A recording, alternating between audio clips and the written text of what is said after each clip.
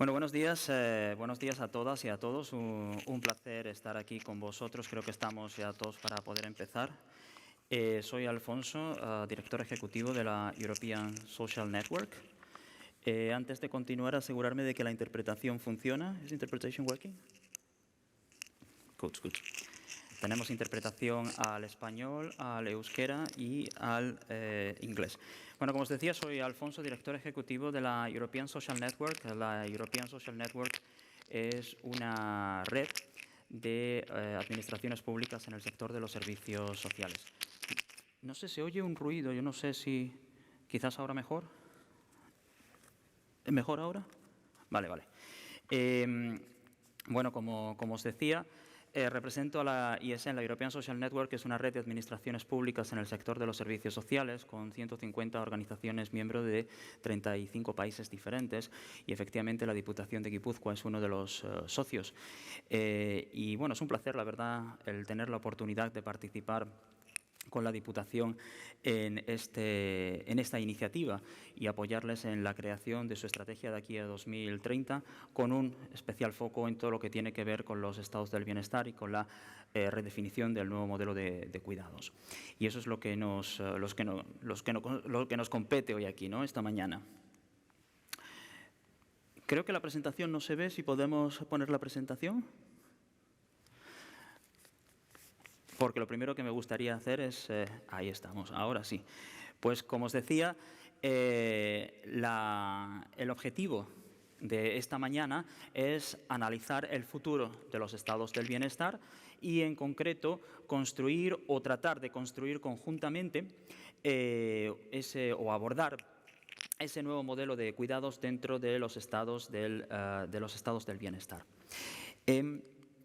Me gustaría introduciros a las personas que componen este panel, que son Liebe Franzen, que es antigua directora de Política Social de la Comisión Europea. A Liebe y a mí nos une una relación de unos años, porque efectivamente hemos venido trabajando cuando Liebe estaba en la Comisión, y para nosotros, y en distintos proyectos, y la verdad es que ha sido una relación muy fructífera a lo largo de los años. Por eso pensé, cuando desde la Diputación, la diputada Maite, el director Carlos, Belén, Javier y demás nos propusieron poner este panel en marcha, pensé que efectivamente el IBE nos podría traer esa visión un poco más amplia, sobre todo a raíz de toda la labor que ha venido desempeñando a nivel internacional en todo lo que tiene que ver con con el estado del bienestar, pero también en todo lo que tiene que ver con las políticas de salud. Adelina Comas trabaja es una investigadora de la London School of Economics, y nos hemos conocido pues precisamente también a nivel de la Unión Europea, cuando hemos participado en distintas reuniones para un poco tratar de apoyar a la Comisión de alguna forma u otra en la creación de las diferentes estrategias a nivel de bienestar social. Y efectivamente Adelina nos trae ese punto de vista, por un lado la parte de economía, por otro la parte de todo lo que Adelina ha venido trabajando en el Alzheimer, demencia, y también nos va a hablar, hoy vamos a abordar bastante la teoría del cambio, ¿no? Ya eso veremos la definición después. Francesc Torralba nos trae la visión de la ética. Francesc, pues estuve investigando un poco. Desde nuestro punto de vista, la ética es esencial para abordar ese nuevo modelo de cuidados. Estuvimos investigando un poco, desde luego hay otros referentes, también Victoria Camps, pero efectivamente con Francesc, a raíz del congreso de hace 2 años, en el que tratamos de analizar un poco el nuevo modelo de cuidados, me puse en contacto con Francesc para ver un poco cómo nos podía ayudar a redefinir el papel de la ética en el modelo de cuidados, y de ahí que Francesc esté hoy también con nosotros. Y por último, Victoria Stein, que antes estaba trabajando con la International Foundation for Integrated Care, y efectivamente, has trabajado con la OMS, en fin, una serie de labores ahí, sobre todo lo que tiene que ver con la integración, por un lado, de los sistemas de salud y también de los sistemas sociosanitarios. Y sin duda alguna pensé que sería muy interesante traer traer también esa perspectiva en todo lo que tiene que ver con la redefinición del modelo de cuidados. Eso era para introduciros un poco la razón por la que estamos aquí, es decir, que no estamos aquí por venir, ¿no?, un grupo, sino que tenemos una razón de ser, y cada uno de nosotros vamos a tratar de aportaros nuestro punto de vista, y también un punto de vista conjunto, que es de lo que yo me voy a encargar como el coordinador del grupo y la persona de referencia que está en contacto con la Diputación. Bueno, vayamos a empezar. La presentación la voy a hacer entre inglés y español para precisamente dotarnos de ese carácter internacional al Congreso. Bueno, I would like now to move on to English to actually help you a little bit to tell you how. Eta orain, ingelesez azalduko dizuet zertan ibili garen, zertan lan egin dugun, azken urte hauetan. Batez ere 2 dokumentu landu ditugu, batetik liburu zuria daukagu, bertako politiken eraldaketa agertzen da, eta baita bertako zaintzen eraldaketa eta bertako ongizatea ere landu da. Eta badugu beste dokumentu bat, zehazki aztertu dugula, eta bertan zerbitzu sozialen arretaren kalitatea lantzen da. Atzo aipatu moduan, bertako gizarte zerbitzuen eta arretaz landu genuen, eta pentsatzen dugu, sinetxetak gaude, liburu zuri honek oinarri sendoak eskaintzen dizkigula gure eraikuntzarako. Uste dugu eraberean behar dugu norabide bat. Jakin behar dugu gure eragin eta esfortzu guztiak norantz doazen. Eta bertako elementuak ongi ezagutu behar ditugu aurrera egin ahal izateko.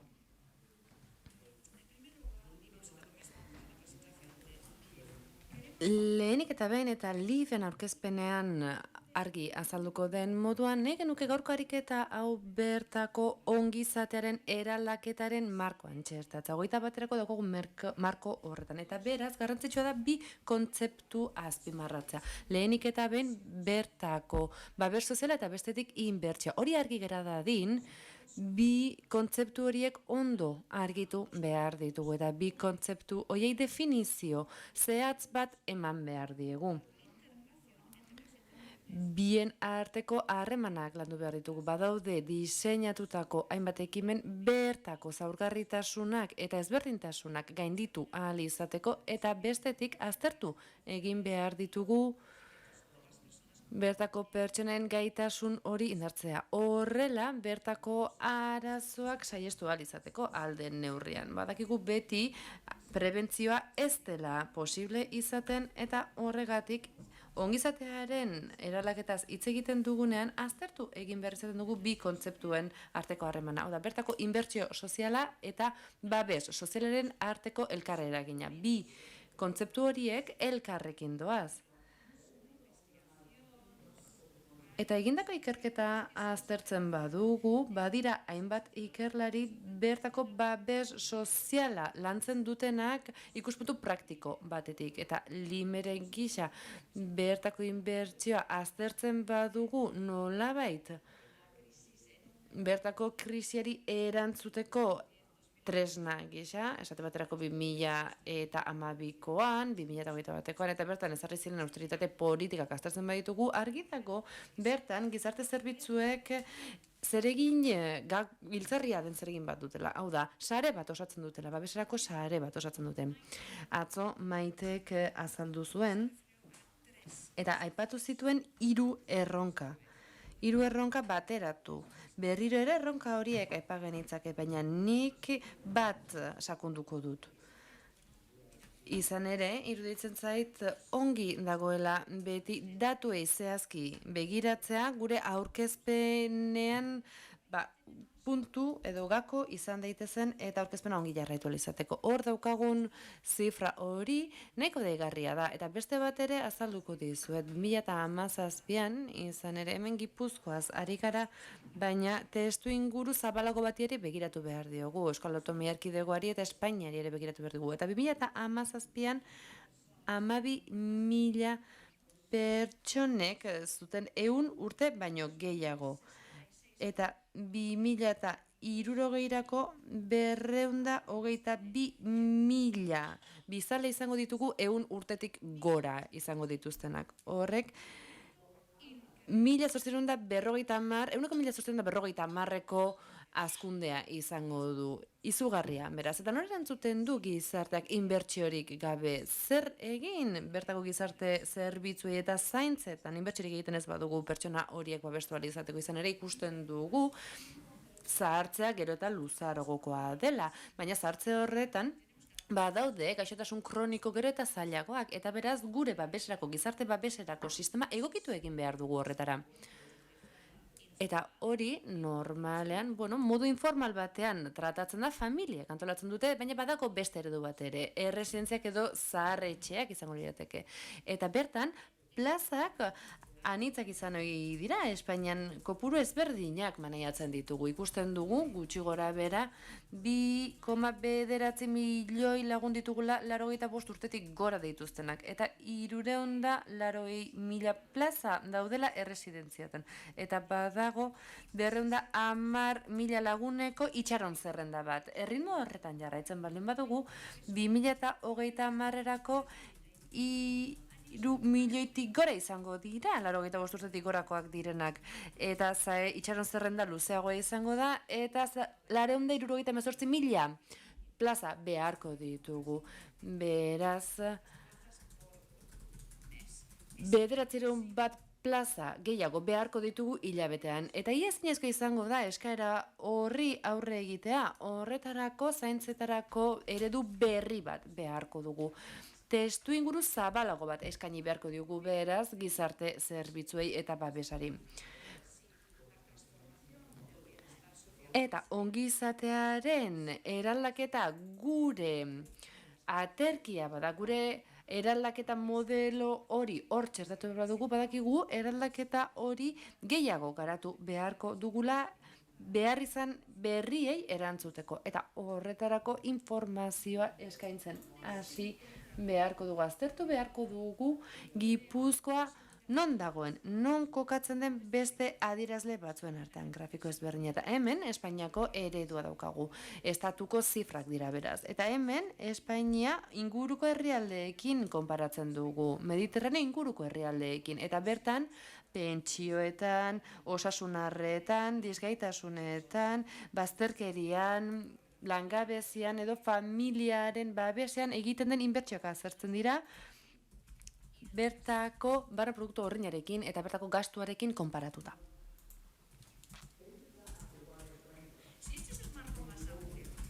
Hau da gure marko zabala, eta etorkizunari begiratzen badiogu gure aldundiko lankidei honakoa proposatu digu. Hau da, erabilgarri izan daitekela bertako zaintzen babesa identitatea zenbaterainoko dela den aztertzea. Atzo bertako zaintzen kalitateari erreparatu genion, eta kalitate hori kontzeptu zabalagotzat hartzen badugu 3 elementu nagusitan banatu beharko dugu kontzeptu hori: irisgarritasuna, babesa edo kobertura eta intentsitatea.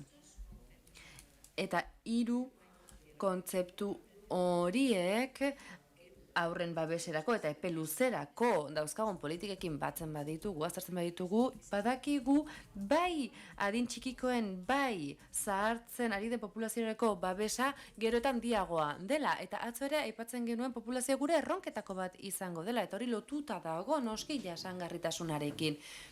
Bigarrenik, helburu nagusienak aldaketa prozesu bat izan beharko luke.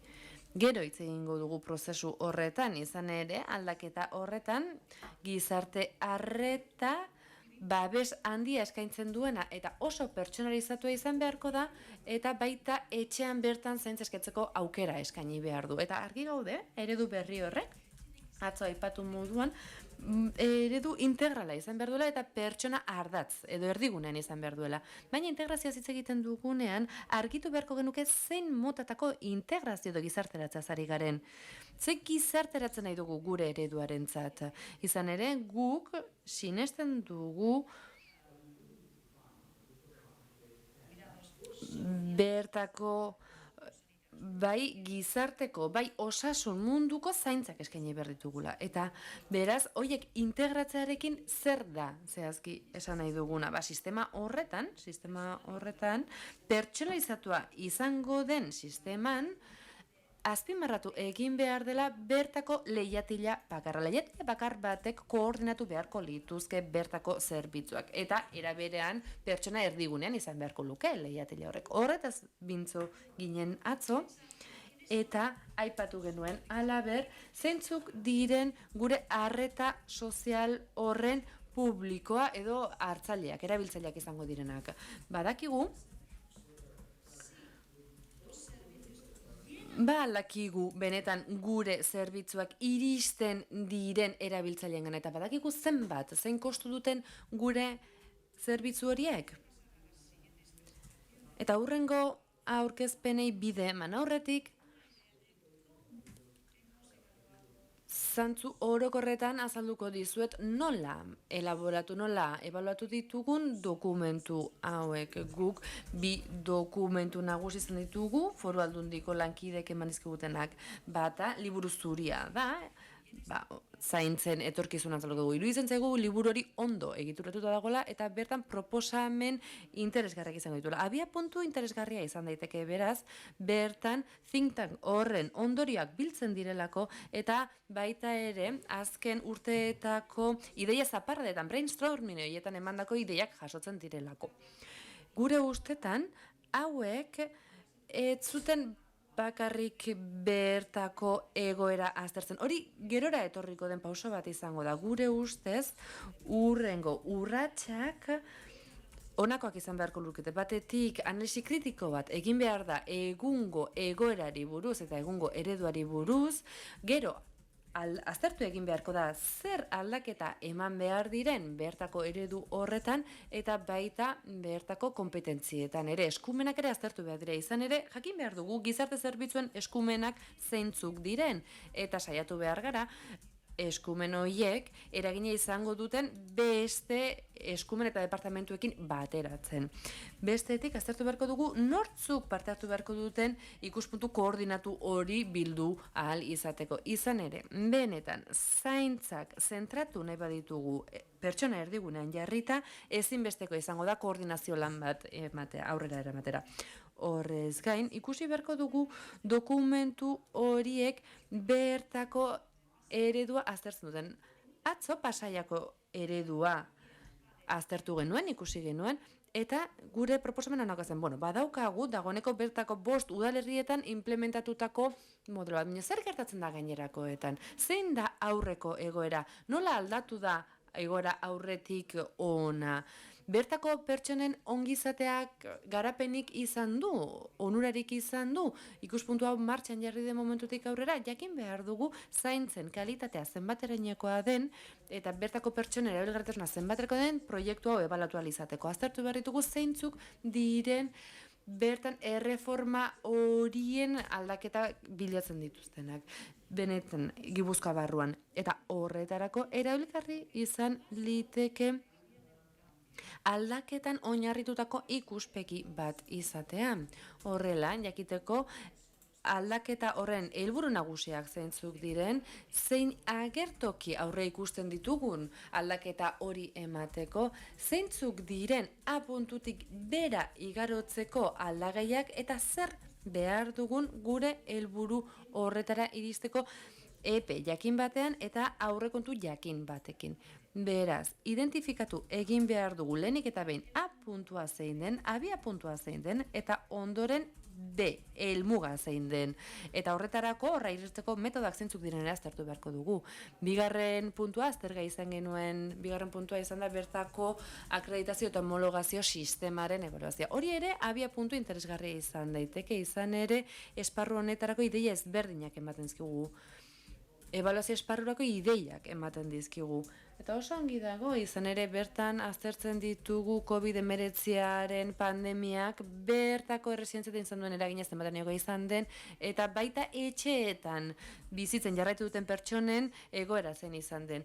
Baina hala eta guztiz ere dokumentuak zehatzagoa izan behar dugu. Ebaluazio esparru hori, marko hori zehaztu egin behar da. Eta esparrua diseinatzerakoan jakin behar dugu lehenik eta ben zerbitzu sozialen sistema ebaluatzen ari garen edo ebaluazio marko horrek bestetik bertako eskuhartze jakin batzuk ebaluatzen ditun. Hau da, zer da ebaluatzen ari garena? Sistema ebaluatzen ari gara bertan gizarteratzea inklusioa dagoen, koberturarik dagoen, berdintasunik dagoen, hori ere aipatu dugu aurretik. Irisgarritasuna ari gara ebaluatzen, erabiltzaileen jarduera ari gara ebaluatzen, hori ez dago oso argi. Eta iruditzen zaigu dokumentuak gabezia hori duela. Hau da, argitu behar dugu dokumentuak berak sistema ebaluatzen duen edo eskuhartzeak. Eta banakako eskuhartzei dagokionez, iruditzen zaigu dokumentu hau batez ere prozesuan zentratzen da. Hau da, prozesuen adierazleetan zentratzen da. Onak dira, eraginkorrak dira, gure ustez, baina batez ere bertako hornitzaileen homologazioa hitz egiten dugunean edo programen hitz egiten dugunean. Eta behin hasita iruditzen zaigu sistemak pertsona erdigunean izan behar badugu, adierazleak ere pertsona horretan zentratu behar ditugu. Ondorioak neurtu ahal izateko eta koherentziaz jokatzeko. Horrela, benetan, zaintza hauek pertsona erdigunean duten edo ez, zehaztu eta bermatu ahal izateko. Helburuak argi izan behar ditugu. Zein da helburua? Jarraipen bat egitea, hornitzaileak aztertzea, emaitzak aztertzea eta nola komunikatuko ditugu ondoren emaitza horiek publikora, hornitzaileengana edota informa edo txosten hau irakurri nahi duten pertsoneengana. Eta nola elikatuko dugu berriro ere sistema ondorio horiekin. Oso garrantzitsua da liburu zuriaren eta daukagun beste dokumentu produktuen arteko lotura zehatzak egitea. Izan ere, liburu zuria esparru orokorra izan liteke, baina gero hainbat gida ditugu azpi produktuak izango liratekeenak. Eta garrantzitsua da, interesgarria da, bertako palankak, bertako gomendio horiek lerrokatuta egotea. Erronka nagusiekin lerrokatuta egotea. Horretarako garrantzitsua da, bertako erabiltzaileen ahalduntzea ere bermatzea. Bai gizarte zerbitzuetan eta bai bertako langile guztientzat ere. Izan ere, zerbitzu honen aldaketan norbaitek emango batu bertako langileak dira. Eta orain Liberi emango diot hitza eta berak bertako ongizateren etorkizunaren esparru anitzago bat emango digu. Egunon? First of all, for inviting me here and for inviting us to participate in this new process that you explained extensively yesterday and in the papers. And I think the outline that was presented by Eskerrik asko gomendatzagatik, eskerrik asko atzoko jardunaldiagatik eta orain arte egindako lanagatik. Alfonsok ere aipatzen duena, iruditzen zait guztiok partekatzen dugun zerbait. Da saiatuko naiz ni, alaber, elementu konkretu batean zentratzen eta gero horrela jarraituko dugu. Nik hori adostu dugu eta horrela jardungo dugu. Nik aztertuko dudan elementua izango da nolabait egindako ariketa hau ongizate eta eraldaketaren marko zabalago batean txestatzea. Izan ere, dokumentu hauek aipatzen ditugunean eraldaketa hitz egin dugu, gizartea eraldatzea aipatzen da behin eta berriro. Eta nik gehiago jakin nahi nuke horren inguruan. Eta egia da datuak falta izan zaizkidala.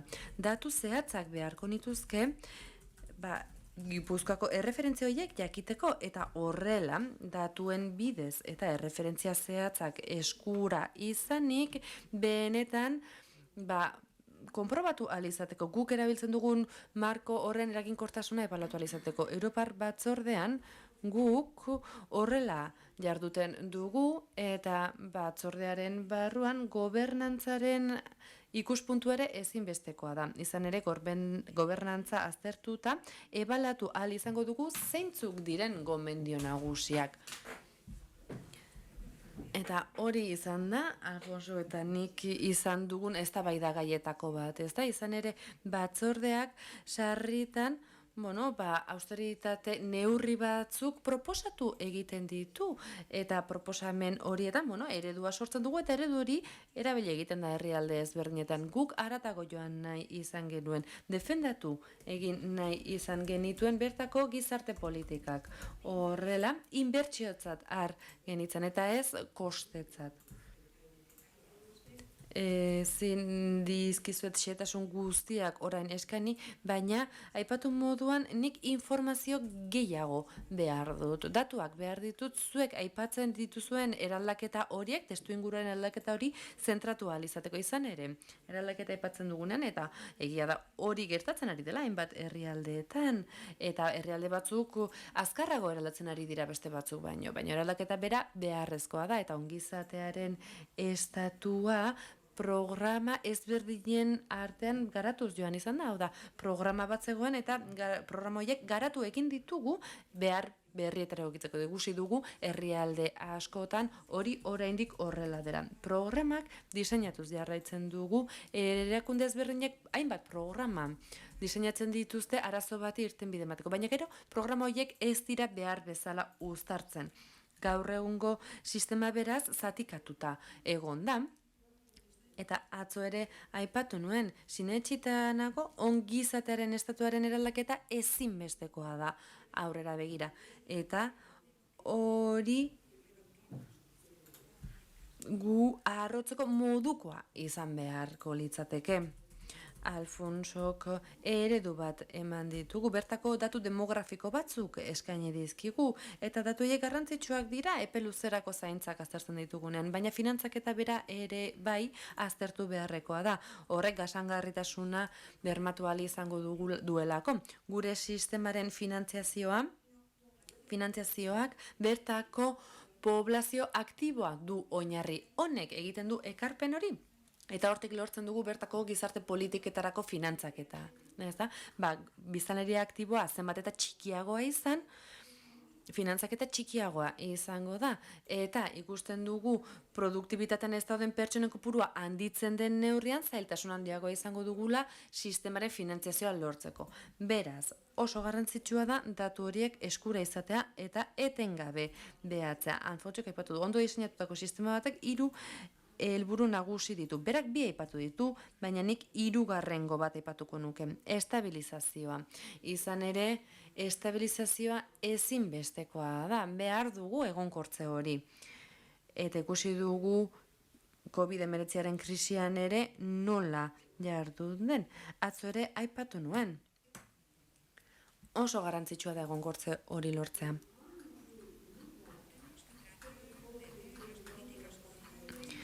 Gizarte politikekiko eta ongizaterekiko ikuspegia eraldatu egin berritugu. Eta bertako politikak eta programak banatu egin ditugu fluxuetan. Ezin ditut tamalez fluxu hauek zehazki aipatu, baina nahi baduzue zuekin egindako argitalpen batzuk parteka ditzakegu.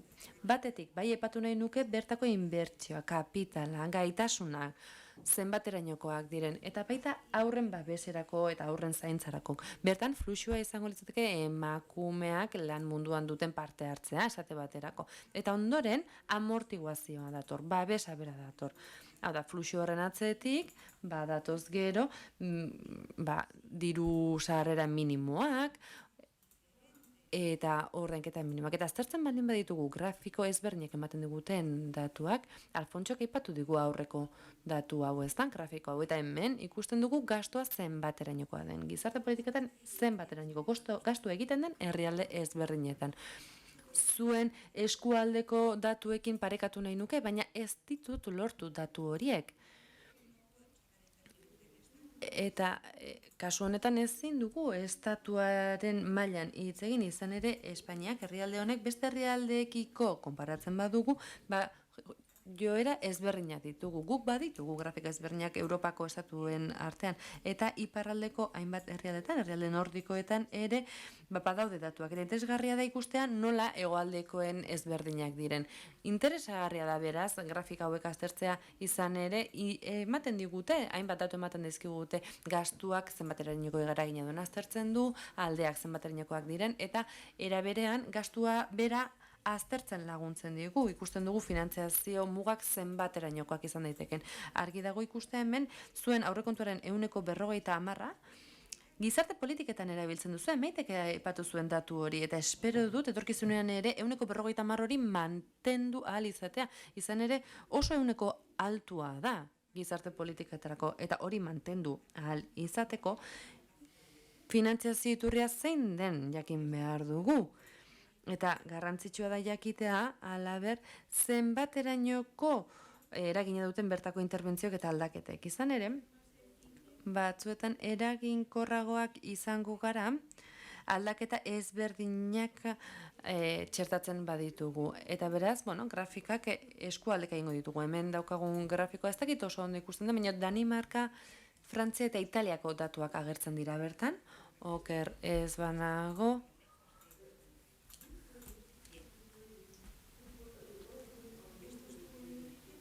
Eta hemen agertzen diren datuen oinarria ikerketa bat izan zen. Ikerketa bat egin genuen herrialde hauen artean, bertako haurren pobrezia nola gutxitu jakin ahal izateko.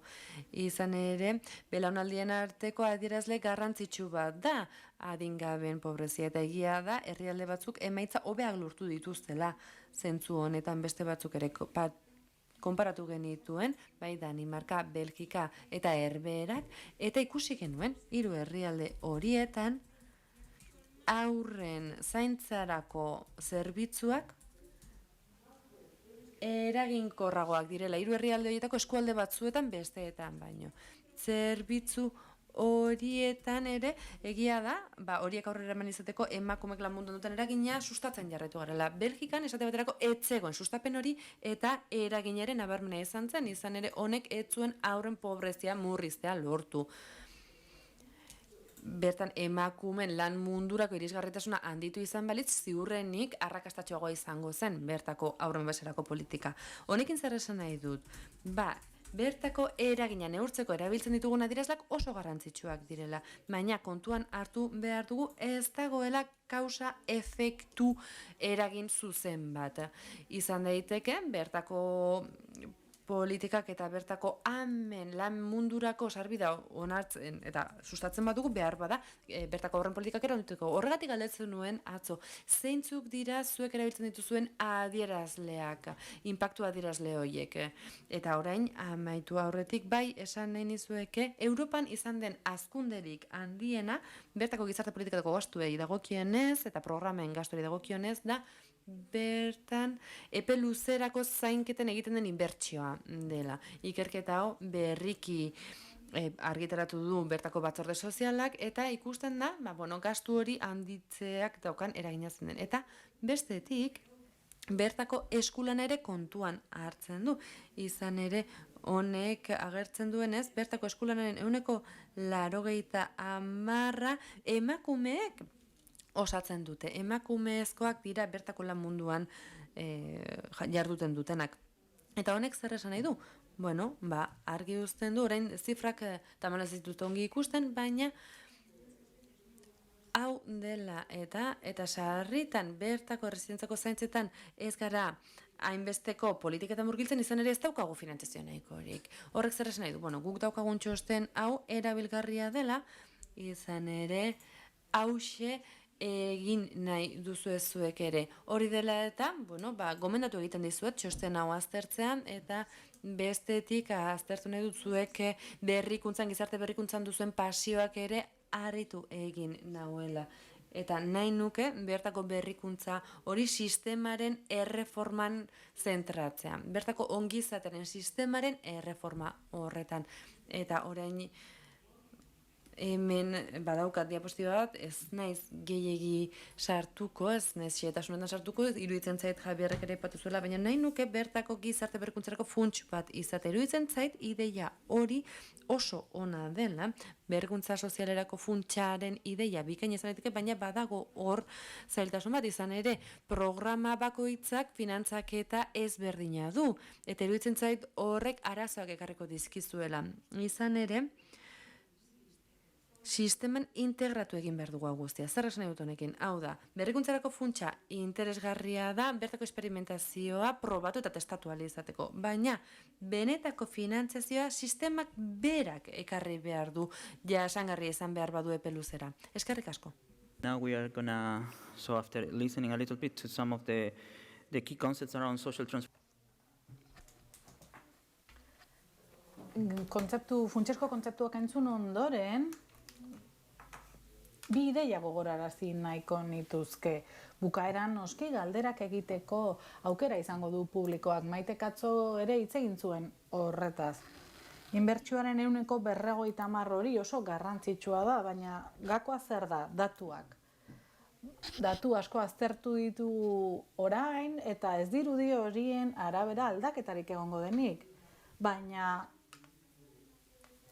uste dut alderdi hauek guztiak finantzatzeko beharra baldin badugu, gauzak aztertu beharko ditugula. Orain aukera dugu finantzaketarako, baina agian etorkizunean ez da hala izango. Ikuspegi interesgarria izan da, adibidez, adin produktiboan den biztanleria, ez da? Biztanleria hori murriztu egingo bada, gero eta pertsona gutxiago egongo dira produzteko adinean, eta horrek egoera berri bat ekarriko digu, egoera horretan aurre egin beharko diogu sistemaren aldaketari. Ideia hauek oso garrantzitsua dira, ondo hausnartu behar ditugu, eraldaketa politika honen barruan politikak ere aztertu behar ditugu.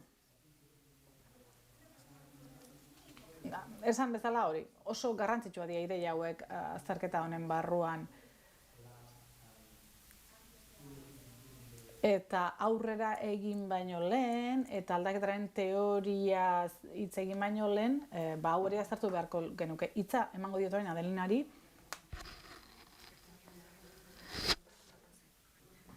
Auriculares.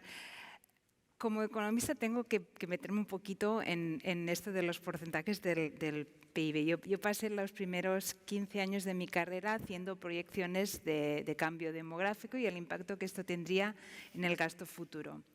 Y bastantes veces cuando publicábamos los resultados, sobre todo en relación con demencia, si lo recogía la prensa, recogía que habría el tsunami demográfico que va a crear la bancarrota del estado de bienestar. Yo les quiero comentar que esto era sobre todo para Inglaterra, lo que estábamos hablando es de pasar del 1% del PIB en gasto en servicios sociales al 1,5. Yo no he visto a ningún país que se vaya a la bancarrota por eso. Y es importante pensar que sí que es verdad que un porcentaje muy importante del PIB va en protección social, pero es que el porcentaje que va para servicios sociales es bajísimo. Sí. Estamos hablando del 1 al 3% del PIB. Yo creo que con una población que envejeza es natural que estos servicios ocupen una parte más importante del gasto que se hace en protección social. Y empiezo con esto para decir que sí que es verdad que tenemos que ser muy conscientes de que vamos a tener muchas más personas en situación de necesidad de servicios, pero también es importante pensar en que esto es algo natural, que el sistema se adapte y gastamos más en donde hay más necesidad, vamos a tal vez gastar menos en otros aspectos que no van a crecer tanto. Y también es importante pensar que de hecho, así como pensamos, por ejemplo, en los cuidados infantiles como algo que permiten que las mujeres se incorporen al mercado laboral, pues también tenemos que pensar en el papel de los sistemas de cuidados para promover el empleo de personas que igual dejan de trabajar para dar cuidados a sus padres, sobre todo mujeres, o a prevenir discapacidad o a veces a ayudar a las personas a poder trabajar. Muchas veces el sector, una ayuda que viene y adaptaciones que vienen de los servicios sociales van a permitir que una persona trabaje. Y quiero reforzar esto. Y me gusta a mí ser optimista y pensar que ya sé que no hay pan para todos, soy economista, vengo siempre de que los recursos son limitados, pero sí que tenemos que adaptarnos a los nuevos frameworks. Y puede que tengamos que pensar muy diferente en cuánto gastamos en pensiones y cuánto en servicios de cuidados. Vale, pues me vuelvo a mi presentación y aquí os muestro una reflexión que últimamente he descubierto, esto de los símbolos y de los dibujitos que hay en PowerPoint, y me ha gustado mucho. Y os quería mostrar este contraste entre lo que yo veo como el círculo vicioso de cómo hemos estado encarando en muchos países, y la verdad es que Guipúzcoa me parece una excepción. Cuando hablamos de cuidados, lo hemos visto siempre como un gran problema. Y cuando hay un gran problema, ¿qué haces? Pues se levantan las manos y dices, ¿y qué vamos a hacer? Es muy difícil. Y solo le interesa pues, a las mujeres que dan cuidados y a las mujeres que suelen ser ancianas, y a nadie más le interesa. Cuando llegan las elecciones, esto es algo que no se ve como que va a ganar votos, porque es algo que se ve como deprimente. Los políticos, este señor que nos da la espalda, no es el caso de aquí, de hoy, que tenemos incluso a la diputada en la sala, pero hay una tendencia a dar la espalda a lo que se ve como problemas intratables, y esto yo creo que genera, y observamos que genera un círculo vicioso que también repercute en menor inversión, en poner parches, tiritas, y luego esta sensación de que cuando hay una crisis, como ha habido ahora con el COVID, de que todo está fatal, todo es terrible, el sistema se derrumba, y bueno, no podemos decir que esto nos lleve a unos sistemas de los que podamos estar orgullosos. Y yo creo, esto lo hice antes de empezar a leer vuestros documentos, pero que sí que creo que cuando hay una visión positiva, imaginativa, cuando hay energía, cuando se lleva a mucha gente a pensar en este sector, hay co-creación, yo creo que esto se va a convertir en algo en que la población también va a valorar, y va a valorar un programa político que creen que sea bueno pues, para el sector de los cuidados. Vamos a tener a políticos mucho más interesados, involucrados. Esto yo creo que nos va a llevar también a poder conseguir los recursos que se necesitan para poder tener un mejor sistema, y espero que mejores, y aquí está la señora contenta, espero que mejores resultados desde el punto de vista de las personas, mejor calidad de vida, mejor posibilidad de autonomía, mejor todo lo que queremos conseguir en este sector. Y esta es una pequeña reflexión, y quería pensar en lo interesante que es ver la energía que estáis poniendo aquí. Me parece que vuestro proceso tiene mucho más que ver con la segunda línea que la primera. He dicho que iba a hablar de teoría del cambio. ¿Qué es la teoría del cambio? Pues no es ninguna teoría, utilizamos esta palabra, pero no es lo que es. Se desarrolló sobre todo para programas de economía del desarrollo, para ver cómo funcionaban y si estaban ayudando a conseguir los resultados que se interesaban. Y lo bueno es que es intentar entender, como ha comentado antes Alfonso, cómo y por qué un programa, un cambio, una política también consigue crear cambio. Y aquí es donde nosotros nos creamos como una teoría de cómo pasa eso. Es una herramienta, como dijimos, para conseguir cómo vamos a conseguir ese impacto. Y lo que es como un juego, y digo, que es donde vas a intentar desgranar toda una secuencia lógica de resultados intermedios que te van a permitir llegar al resultado final.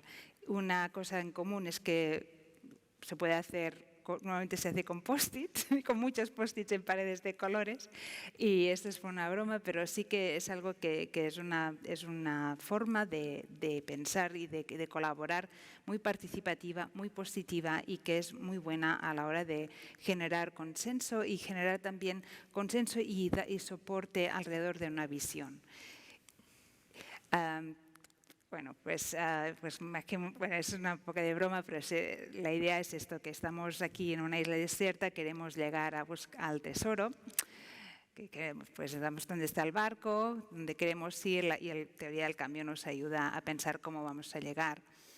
Normalmente, pues cómo se desarrolla, pues hay una parte de preparación donde haces un análisis situacional, donde tienes que tener muy claro, como comentaba antes Liva, cuáles son tus parámetros, cómo es la situación de ahora, cuáles son tus competencias, qué es lo que puedes tú cambiar o no, y cuáles son los datos que necesitas para entender la necesidad de cambio. Tienes también que identificar a quiénes son los actores que tienen que estar en la sala, quien quieren estar hablando para ayudar a entender cómo vas a solucionar el problema.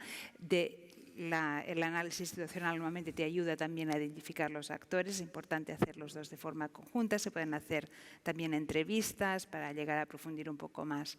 Y cuando tienes este análisis institucional, que entiendes bien de dónde vienes, es cuando luego vas al taller, normalmente se hace, y puede ser en persona, lo hemos hecho también online. Y aquí lo que haces es primero, normalmente empezamos con una identificación de retos que ayuda mucho a concentrar la mente. Luego hay que obtener un consenso sobre cuál es el impacto que queremos conseguir, cuál es el mapa de resultados intermedios, de los pasos, tal los podríamos también llamar, que necesitamos completar para llegar al impacto. Normalmente luego aquí se hace una pausa, se construye en una pared o gráficamente este camino y luego puedes hablar otra vez con los participantes para desarrollar estrategias para ir consiguiendo que pase cada uno de estos pasos. Tienes que pensar cada paso cuáles son los supuestos, cuáles son los recursos que hacen falta, quién puede llevarlos a cabo, cuáles son las barreras y vas desengranando todo esto para entender cómo de aquí puedes desarrollar estrategias y acciones que sean consistentes para llegar a este impacto que quieres lograr. Y de aquí luego un paso siguiente, que es donde todo el tema de evaluación se denota, es que identificas los indicadores que te van a permitir saber cómo estás avanzando hacia ese impacto. A mí me gusta mucho llamarlo una hoja de ruta y creo que es algo que nos permite pensar pues, en tema de cuidados, dónde queremos estar en 15 años, y cuáles son los pasos que tenemos que hacer ahora, dentro de 5 años, dentro de 20, y cuáles son los pasos que dependen los unos de otros, y cómo podemos estar seguros que los experimentos, las actuaciones que estamos haciendo ahora nos van a llevar a ese camino y no van a ser pequeñas cosas que hacemos que luego no son consistentes con la dirección que queremos tener. Y una cosa que a mí me gusta mostrar es esta, en inglés se pone unas fórmulas matemáticas en el medio, y luego hay un milagro. Y aquí es la importancia de un taller bien hecho, es intentar entender cuáles son, cómo vamos a pasar de un sitio a otro, cuáles son los retos, cuáles son los supuestos, quién tiene que estar y qué es lo que va a hacer que esto funcione o no. Os muestro, y esto es una primicia, que estamos haciendo en un proyecto, que de hecho es un proyecto EASY, financiado por la Unión Europea, y estamos colaborando con Imserso Fundación Matía, para desarrollar un proyecto de teoría del cambio, de cómo vamos a transformar el sistema de servicios, el sistema de dependencia o de autonomía personal del Estado español. Hicimos este ejercicio en Soria con un grupo de participantes de muchas áreas diferentes, de personas que utilizan servicios, cuidadores familiares y profesionales. Y bueno, estamos en ello. El impacto en verde, evidentemente, es centrado en la persona y es que vamos a tener un sistema que hace que las personas puedan desarrollar su proyecto vital y vivir con la mayor calidad de vida posible, que los cuidadores profesionales y familiares no sufren excesivas cargas y tienen una buena calidad de vida y de trabajo. Y de esto os vamos a contar más. Ahora tenemos, no sé, como unos 500 post-its para analizar, entonces aún no vamos a mostrar los resultados, pero a eso llegaremos. Y aquí un poco una reflexión de ayer. Y bueno, es pensar un poco si aquí en Guipúzcoa, donde estáis ahora, para mí, ¿cuál sería el paso siguiente? Pues para mí sería ir a nivel local y hacer una reflexión en cada una de vuestras localidades, poniendo a la persona en el centro, que es lo que habéis articulado también en el papel blanco, y pensar pues, cuál es su estado de salud, cuáles son sus familiares, sus recursos emocionales, sociales que tienen, cómo es su vivienda, cuál es el soporte que puede ofrecer su comunidad, cómo es el entorno, es un entorno amigable para una persona que tal vez está envejeciendo o perdiendo capacidades, cómo es el medio ambiente y entender un poco cómo analizar desde la perspectiva individual cómo está funcionando nuestro sistema. Y aquí lo que estamos pensando un poco es cómo desarrollar un análisis situacional que se basa en la experiencia de las personas cuando se encuentran con los servicios, cuando intentan acceder, y cuál es su trayectoria de los servicios, cómo toda esa fragmentación institucional que comentaban antes mis compañeros afecta la experiencia de los individuos. De aquí lo que podemos hacer es analizar estas experiencias, esto se puede hacer de forma sistemática y científica, y luego co-crear con las personas que trabajan y que tienen posibilidad de cambiar el entorno y la situación de estas personas. Con esta co-creación lo que podemos hacer es diseñar intervenciones a nivel local, teniendo en cuenta lo que ya tenemos, lo que ya está funcionando bien y qué más podemos hacer y cómo, por ejemplo, se puede aprender de algunos de estos experimentos que están sucediendo en otras localidades, qué se podría aportar, qué es lo que no, qué es lo que la situación es muy diferente, porque tal vez estamos en un pueblo de montaña, que el contexto es totalmente diferente y necesitamos tal vez mirar otro pueblo de montaña que está en otra parte. Pues hacemos todo este aprendizaje y esto nos lleva a diseñar e implementar soluciones locales que podamos implementar. Ya no hablamos de pilotos, ya estamos hablando del paso siguiente, de cómo vamos a cambiar el sistema con la persona en el centro a nivel local. Esto tendríamos que evaluar cómo se está implementando, cómo está funcionando, siempre teniendo a la persona y los resultados, los outcomes para las personas, como comentaba antes Alfonso también, como la base de cómo evaluamos el sistema. Y aquí es cuando vamos ampliando a más gente, y así es como acabamos con un sistema basado en la persona, basado en el ecosistema local y que luego podemos decir que hemos llevado a Guipúzcoa entera. Y esto se me ha descompensado un poco, y a partir de aquí es donde vamos mirando cómo a través del tiempo, cómo este cambio que estamos generando a nivel local vamos monitorizando si es consistente con una hoja de ruta y cómo estamos consiguiendo o no los objetivos que nos hemos marcado. Aquí paro por ahora. Muchas gracias. Muchas gracias a Adelina. Yo creo que es muy importante hacer referencia a... Pues efectivamente, como decía Adelina desde el principio, ¿no? Que efectivamente ese porcentaje del PIB que se destina a la protección social, cuando luego analizamos lo que dentro de protección social va a los servicios sociales, es muy minoritario. Precisamente esa transformación del sistema lo que nos puede dar lugar a una potencial redistribución de los recursos en las que precisamente los servicios sociales podrían verse beneficiados. Lo hemos visto en el caso de Integrated Care, ¿no? de la atención, de los cuidados integrados, donde precisamente, a pesar de que muchas veces la parte social tenga bastante temor a ello, precisamente lo que consiste es en una redistribución de los recursos que repercutiría positivamente en la parte social. Entonces, eso es una historia a tener muy en cuenta.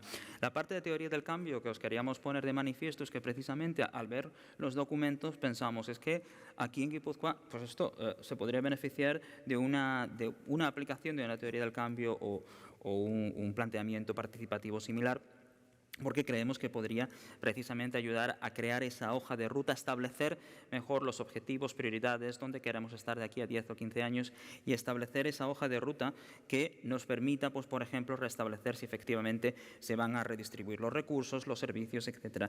Y en ese proceso también establecer sinergias con otros proyectos, a lo mejor, que posiblemente pudieran ayudar a retroalimentarse. Es decir, lo que está haciendo Guipúzcoa es genial, pues precisamente a retroalimentar también a aquellos que están haciendo cosas similares.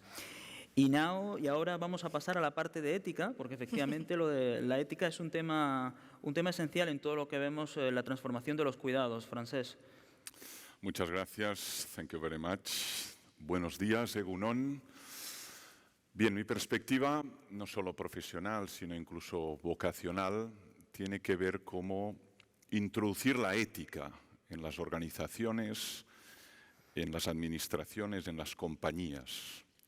Este es un tema que a veces parece imposible, ¿no? Y que los que nos dedicamos a la ética nos reducimos a hacer presentaciones en el aula, ¿no? Y de hecho una gran parte de mi vida se dedica a la docencia de la ética. Sin embargo, yo creo que lo indispensable es pensar cómo la ética y la perspectiva ética entra en las organizaciones, máxime cuando estas organizaciones atienden a personas que pertenecen a grupos vulnerables. Me refiero a niños en situación de riesgo social, me refiero a mujeres maltratadas, me refiero a personas con graves problemas de cognición, me refiero a inmigrantes en situación irregular o personas con gran dependencia. Mi experiencia es que esto es posible, que esto es necesario y que además se evitan dos riesgos muy relevantes. Por un lado, la judicialización de la vida sanitaria y de la vida social. Se reduce significativamente el nivel de querellas o de batallas legales entre los distintos actores que hay en el escenario. Y otro elemento muy importante sobre el que se está escribiendo mucho, que es que se reduce lo que en el mundo anglosajón se llama the moral distress, ¿no?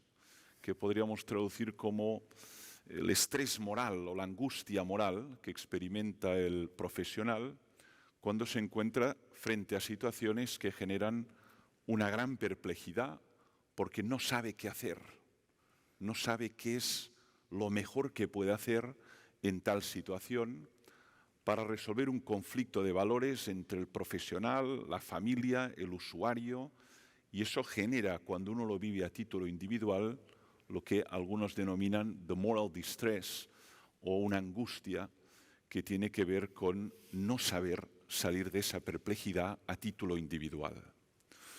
Por eso la herramienta que se elaboró y que se ha articulado y se ha multiplicado en muchos espacios son los comités de ética, ¿no?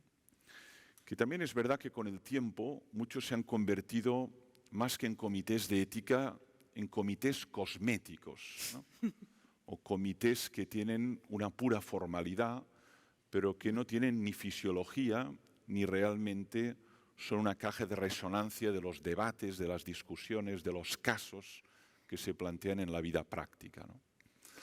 Una gran parte de mi vida profesional la dedico a presidir comités de ética y a lo largo de estos años he tenido la ocasión de analizar más de 150 casos de gran complejidad. Y para mí lo que hay que evitar es la deriva hacia la consultoría individual, ¿no? Hay una deriva que observamos especialmente en los Estados Unidos de América, que es la transformación de los comités de ética en consultoría individual, de tal modo que se presume que un sujeto tendrá la solución mágica a problemas muy complejos, donde se introducen muchos intereses y conflictos de valores, ¿no? Yo creo que lo esencial es mantener esos órganos de deliberación colectiva, interdisciplinar, donde se suman perspectivas y miradas distintas y donde se identifica una gran pluralidad de puntos de vista.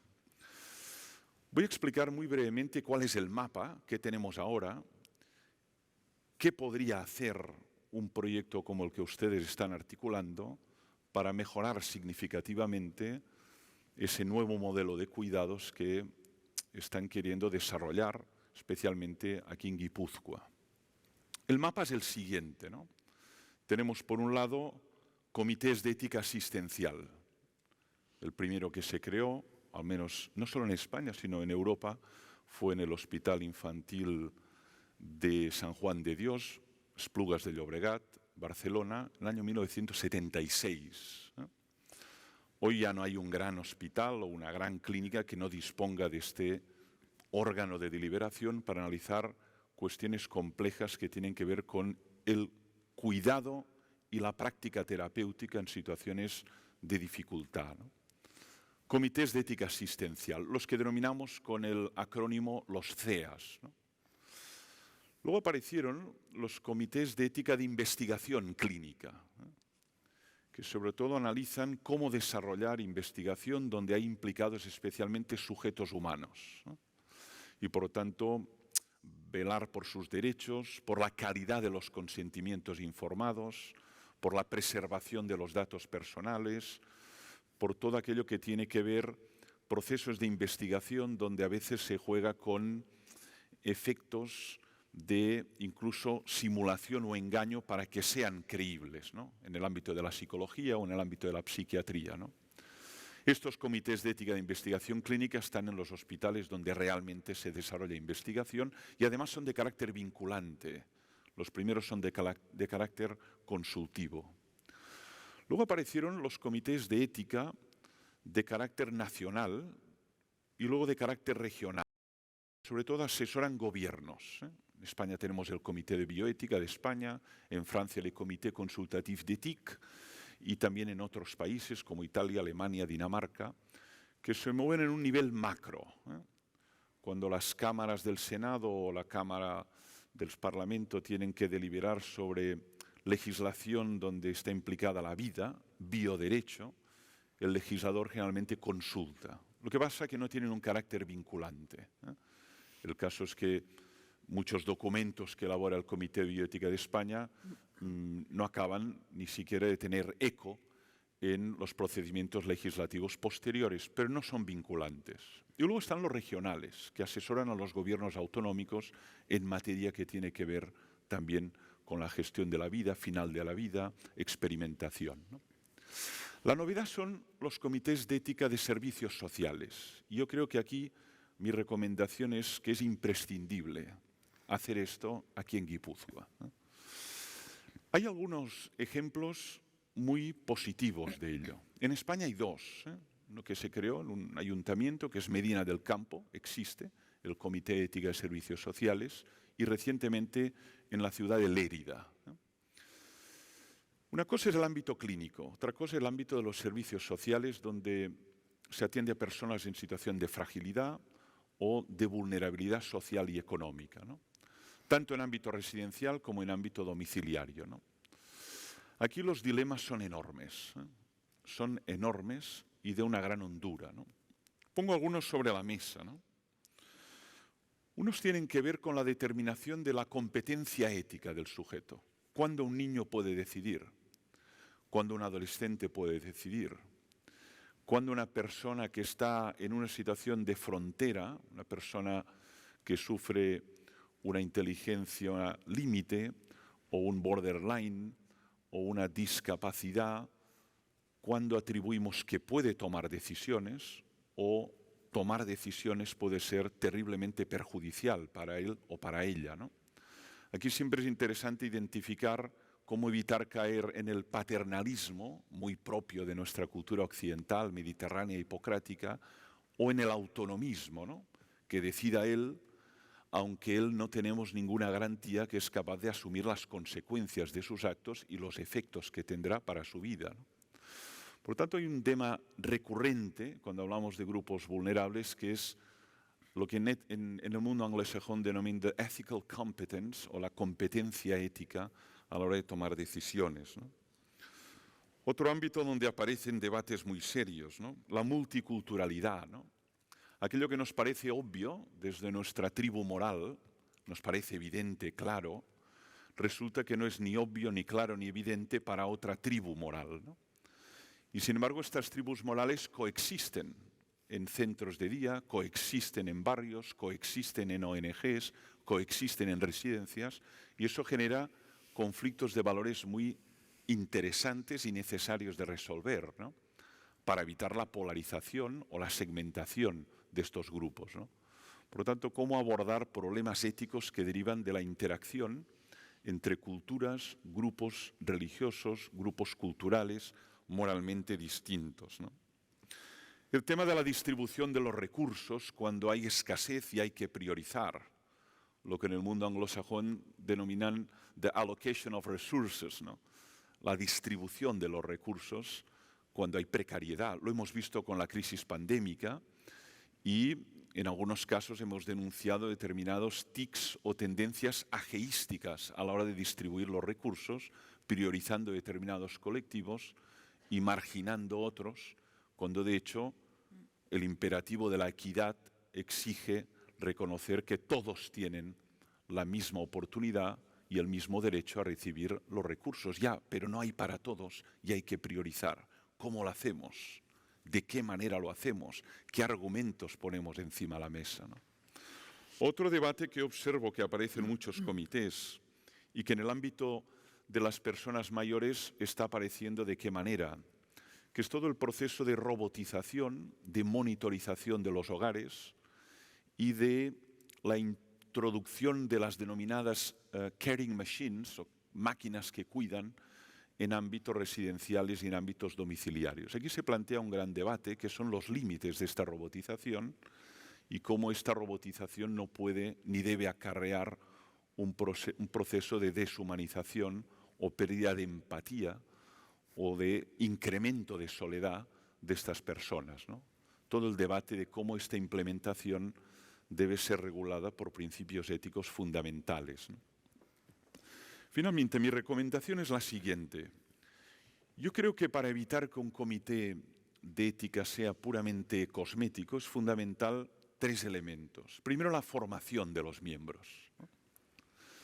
Una formación que debe ser consistente a partir, por un lado, de el proceso de toma de decisiones en equipos interdisciplinares, ¿no? Lo que en el mundo anglosajón se denomina the decision making process, ¿no?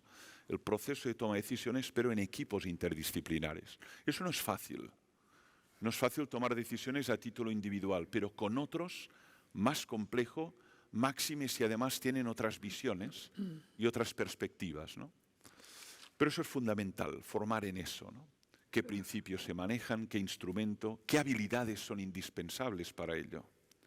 Yo he visto fracasos estrepitosos en comités de ética precisamente porque entre los miembros faltaban determinadas habilidades o virtudes o cualidades que hacían imposible ese comité.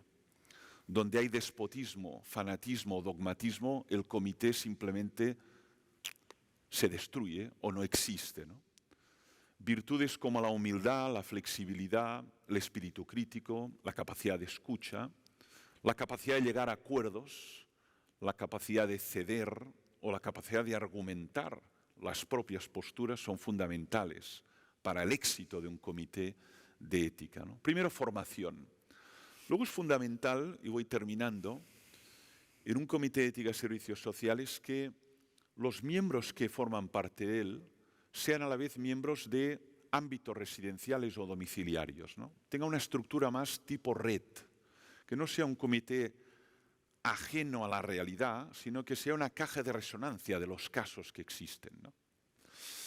En Francia crearon una fórmula que tuvo éxito, que son, lo traducimos así, el espacio de reflexión étique, el espacio de reflexión ética en los distintos centros residenciales, ¿no? Y el líder de este espacio de reflexión forma parte del Comité de Ética de Servicios Sociales, de tal modo que forma una especie de esquema araña, ¿no? Hay un centro, hay sus tentáculos y ese tentáculo no solo forma en esa residencia, sino que además es un canal de comunicación de los casos, de la complejidad, de las dificultades con las que nos encontramos, ¿no? Eso permite que sea un comité arraigado, implementado en el territorio y no especie de construcción hermética que elabora textos, pero que finalmente no responden a los problemas reales, ¿no? Por tanto, yo recomiendo vivamente que se cree esta estructura, se forme, porque puede acompañar todos los procesos que están viviendo y creo que además puede evitar, como decía, esta angustia que experimenta el profesional solamente frente al problema y además muchas querellas que llevan siempre problemas económicos y reputacionales, ¿eh? Cuando hay una querella judicial, problema económico y luego reputacional. El sector tiene mala imagen y eso también lo evita en gran parte la existencia de estos órganos de deliberación y de mediación. Gracias por la atención. Muchas gracias, Francesc, por introducirnos la perspectiva ética que cuando empezamos a trabajar, propuse a la Diputación, pensé que era una parte esencial. Nosotros desde IESEN estamos analizando la transformación del modelo y desde el principio pensamos que la ética tiene que formar parte precisamente por lo que tú decías, una parte esencial. Además lo has mencionado, el término judicialización. Lo estamos viendo ahora en España, ¿no? La judicialización de todo lo que tiene que ver, ¿no? La parte residencial. efectivamente la situación que se está dando con la cantidad de proveedores y la cantidad de personas que tienen que tomar decisiones que están en los tribunales a raíz de lo que ha sucedido con la COVID, por ejemplo, y abordar esos dilemas morales que surgen, ¿no? Por un lado, yo cuando empecé en IESEN trabajaba mucho la parte de protección a la infancia, todo lo que tiene que ver con el juicio profesional, ¿no? El juicio profesional frente a trabajar con los padres y con los niños y el interés del menor por encima de todo, pero el juicio profesional al que se enfrentan aquellos que tienen que tomar decisiones. Por lo tanto, creo que es esencial y en particular cómo en la práctica basada en la evidencia hablamos mucho de utilizar la medicina para avanzar en lo social. Aquí vemos algo parecido, ¿no? La ética como una parte en la que se ha avanzado en la medicina, como lo tomamos para introducirlo a la parte social y entonces vemos cómo lo vamos adaptando en algunos de los contextos a los que hacías referencia, como por ejemplo determinación de competencia, todo lo que tiene que ver con la multiculturalidad, distribución de recursos, ahora la digitalización, robotización y efectivamente temas relacionados con lo que vamos a hablar ahora. Hablamos de que efectivamente deberían ser equipos interdisciplinares, deberíamos tener miembros de distintos dispositivos asistenciales y trabajar en red. Y efectivamente el trabajo en red y la integración entre lo social, salud, forma parte de los documentos que hemos venido analizando y, por lo tanto, de nuevo, pensamos que era una parte esencial. Victoria, la palabra es tuya para que nos cuentes un poquito tu punto de vista en lo que tiene que ver con la integración sociosanitaria. Muchísimas gracias otra vez y es un placer de estar aquí y compartir con vosotros unas ideas. No decimos que tenemos todas las respuestas, pero queremos incitaros de pensar un poco outside of the box. Y con eso voy a continuar en inglés, because it's so much easier for me. Askoz ere errazagoa delako niretzat.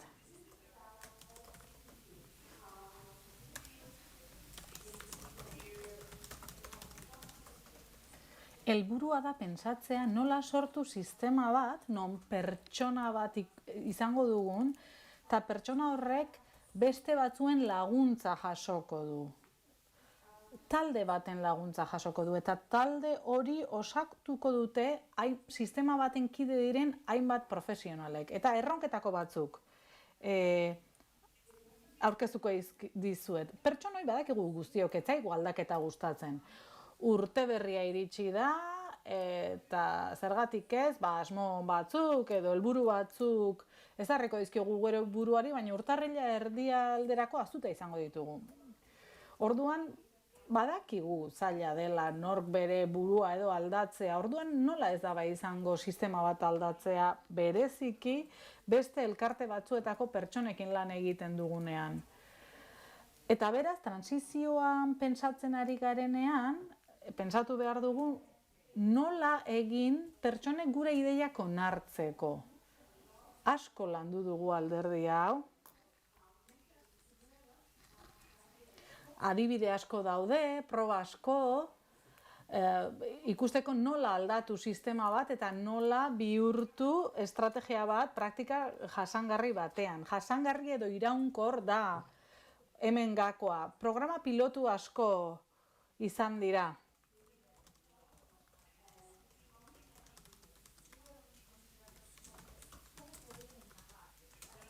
Baina inoiz ez da aztertu nola ahokatu da, nola sartu sistemaren barruan programa pilotu hauek. Beti izan behar dugu buruan, programa pilotu bat abian jartzen dugunean, ea hori ondo txertatzen den gure sisteman. Eta ez bada horrela, nola aldatu behar dugun gure sistema, egon dadin uztartze hori. Sistema beti aldatu beharko da, ze sistemetan zentratuta egon behar du. Atzo hitz egin genuen, prestakuntza, hezkuntza funtsezkoa da. Orduan nola prestatuko ditugu langileak elkarlanean aritzen jakin dezaten. Beste kurrikulum bat behar dugu, kurrikulum desberdin bat biztanleei erakusteko nola egin hau guztia, nola egin elkarlana. Baina hori etorkizunera begira. Nik unibertsitatean egin dut lan beti, eta unibertsitatea ere ez da malgua. Pentsatu behar dugu nola prestatu egungo langileak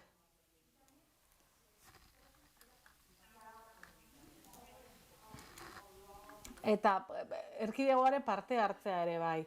Bidaia luzea egin duzue zuek, eraldaketa bide honetan hasi zinaten, eraldaketa transizio bide honetan, baina galdera bera da. Nola sor dezakegu narratiba bat, irudi bat, biztanleek ulertzeko norantzkoa zen? Adelinek esan duen bezala, zer egin nahi dugu?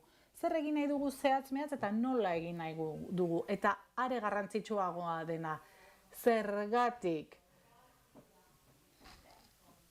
Ze plataforma bat sortu behar badugu, jakin behar dugu zergatik. Badago aldaketa demografiko bat eta hori erronka bat da, baina ulertu behar dugu. Inork ez du aldaketara egingo bazartzen ari garelako bakarrik.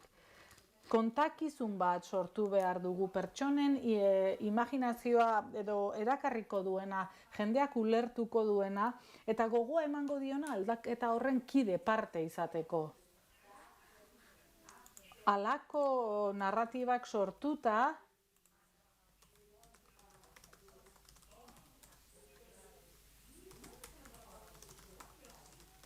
orduan denekin, zerbitzuaren hornitzaileekin, erabiltzaileekin, denekin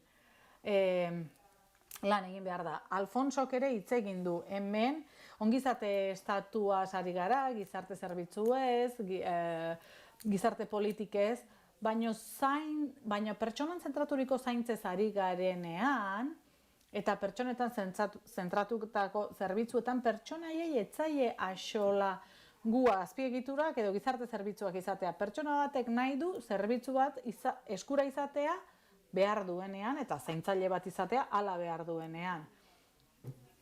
Beraz, integrazioan eraldaketan pentsatzen dugunean, pentsatu behar dugu baita ere nola konektatu beste sektore batzuekin, nola eraman hori beste sektore batzuetara. Ze orain diogunarekin,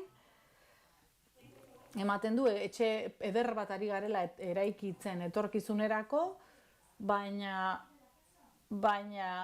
biztanleei esango diego, ezin duzu etxetik atera, ze guk ezin ditugu errepideak eraiki ez delako gure funtzioa. Baina bai pentsatu behar da.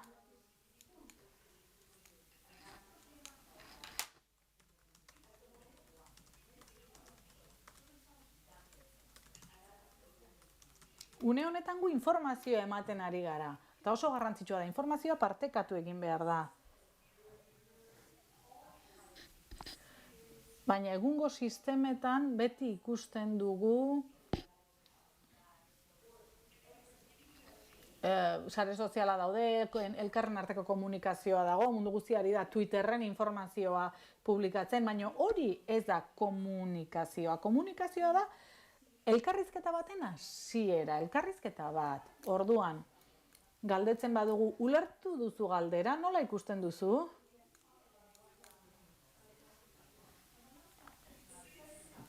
Personalizazioa hitz egiten dugunean, horrek prozesu bat deskribatzen du. Baina zerbitzuen baterako sorkuntza hitz egiten badugu, pertsonan zentraturiko zerbitzuak pertsona aintzat hartuta. Horrela, ideia bera aurkeztuko dugu, baina modu askoz ere erakargarriagoan. Horregatik, kontu handia izan behar dugu eta hizkuntza hizkera asko zaindu behar dugu. Eta botere sistema berriekin ere oso lotuta dago. Erresistentzia handia dago hor. Antsietate handia, beldur handia, ez dakigulako norantzkoa zen. Gertaliteke nik nire boterea laga behar izatea, nire baliabideak, nire erabakiak hartzeko gaitasuna, esaten ari garelako berdintasun egoera bat sortu behar dugula guztiontzat. Eta bakarrik guztiok betetzen badute bere rola, sortuko dugu sistema bat guztiontzat ongizatea sortzen duena. botere egitura berri hori lotuta dago edo islatu behar da sisteman. Bere isla izan behar du sisteman. Jerarkietatik aldendu behar dugu eta sarean antolatu behar gara. Eta horregatik da erabiltzailearen konpromisoa garrantzitsua baita ere. Plan zoragarriak ditugu, diseinu zoragarriak, baina gero gure bidea bilatu behar dugu. Egunerokoak erakusten digu, eguneroko lanak erakusten digu hori. Zaintza sozialak, gizarte zaintzak eta osasun zaintzak ez dira konpartimentu isolatuak. Informazio guztia partekatu behar da, Orduan, estrategia eta eredu berriak sortzen ditugunean, komunitateak lan horretan hasieratik parte hartzea gurekin mahailean, horrek arazoak asko arintzen ditu. Asko laguntzen du arazoak arintzen. Eta azkenik, Adelinak aldaketaren teoriaren prozesua erakutsi digu. Praktikan, pantailan duzuen itxura hori izango luke.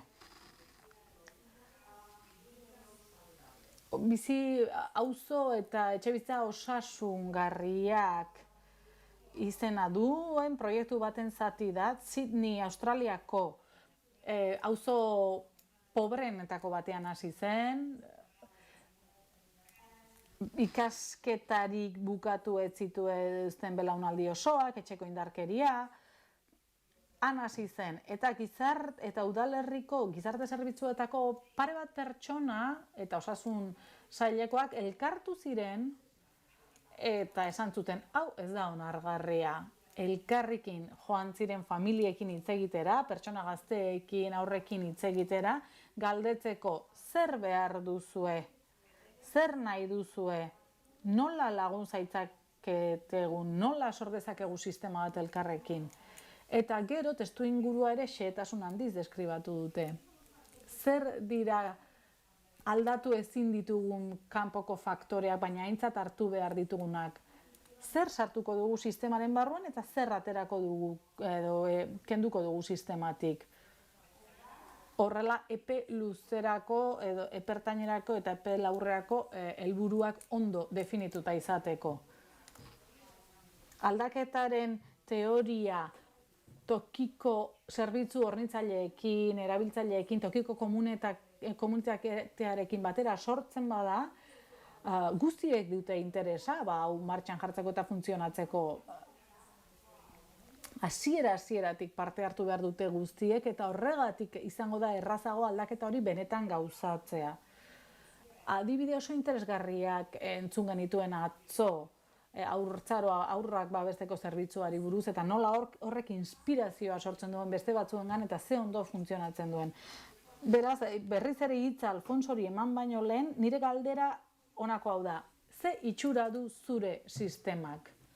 Etorkizunerako sistema batez ari bagara hitz egiten, oraingo sistemaren desberdina, itxura desberdina izan beharko du. Gure sistemak 100 bat urte ditu, ez da egokia 21. menderako eta aurrean ditugun erronkei aurre egiteko. Horregatik, une honetan,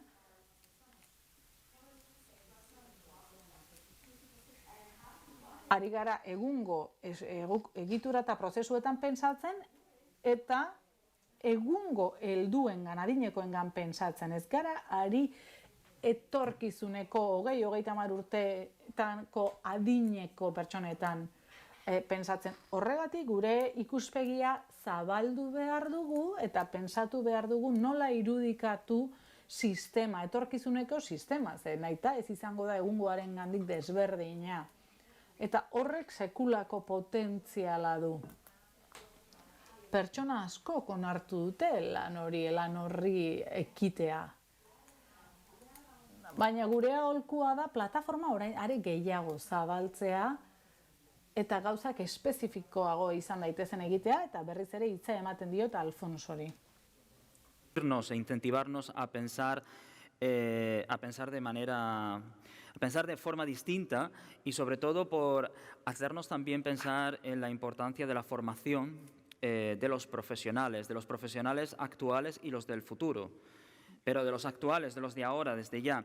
Y también por recordarnos y también por traernos algunos ejemplos muy concretos, ¿no? El ejemplo de Sydney, muy interesante, que efectivamente nos pueden también incentivar y apoyarnos en el proceso. Vamos a terminar porque nos quedan unos 15 minutos, entonces lo que querríamos es abrir también en caso de que haya algunas preguntas. Vamos a hacer muy brevemente, os voy a mostrar algunas de las propuestas que os hacemos en torno a lo que tiene que ver como comité, los 5 en conjunto, en relación a cómo se puede avanzar. Lo voy a hacer muy rápido y en inglés para que efectivamente, si queréis, tengamos 10 minutos para poder hacernos preguntas y que, bueno, si tenéis alguna duda en concreto. We would like to see, when we look at the white paper, as I said earlier on, the white paper. Liburu zuria ikusten dugunean, aipatu dugun bezala, hasierako marko edo esparru zabal hori da. Guk hor zer iradoki dezakegu? Bueno, nahi genuke bertako egoeraren analizik oso bat izatea. Aztertu nahi dugu nola bertako ekosistemetan involukratzen diren eragile guztiak identifikatzen diren. Eta oso garrantzitsua da, noski bertako guztiekin elkarrizketak garatzea. Horrela, bertako indarguneak eta ahulguneak aztertu ahal izateko, amia osoa lantzeko. Eta beraz, bertan dauden aldaketa horiek aztertuta elkarren artean aztertuko dugu bertako ikuspegia zenbaterakoan eta eraginak zenbaterakoak izan daitezkeen. Horrela, identifikatzen baditugu bertako erronkak zeintzuk diren, hurrengo ibilbide hori trazatu ahalko dugu. Bertan, aplikatu beharreko estrategiak zehaztuko ditugu, guk nahi dugun helburuetara iristeko. Eta baita, bertako adierazle guztiak identifikatu, jarraipen hori egin ahal izateko epe jakin batzuetan.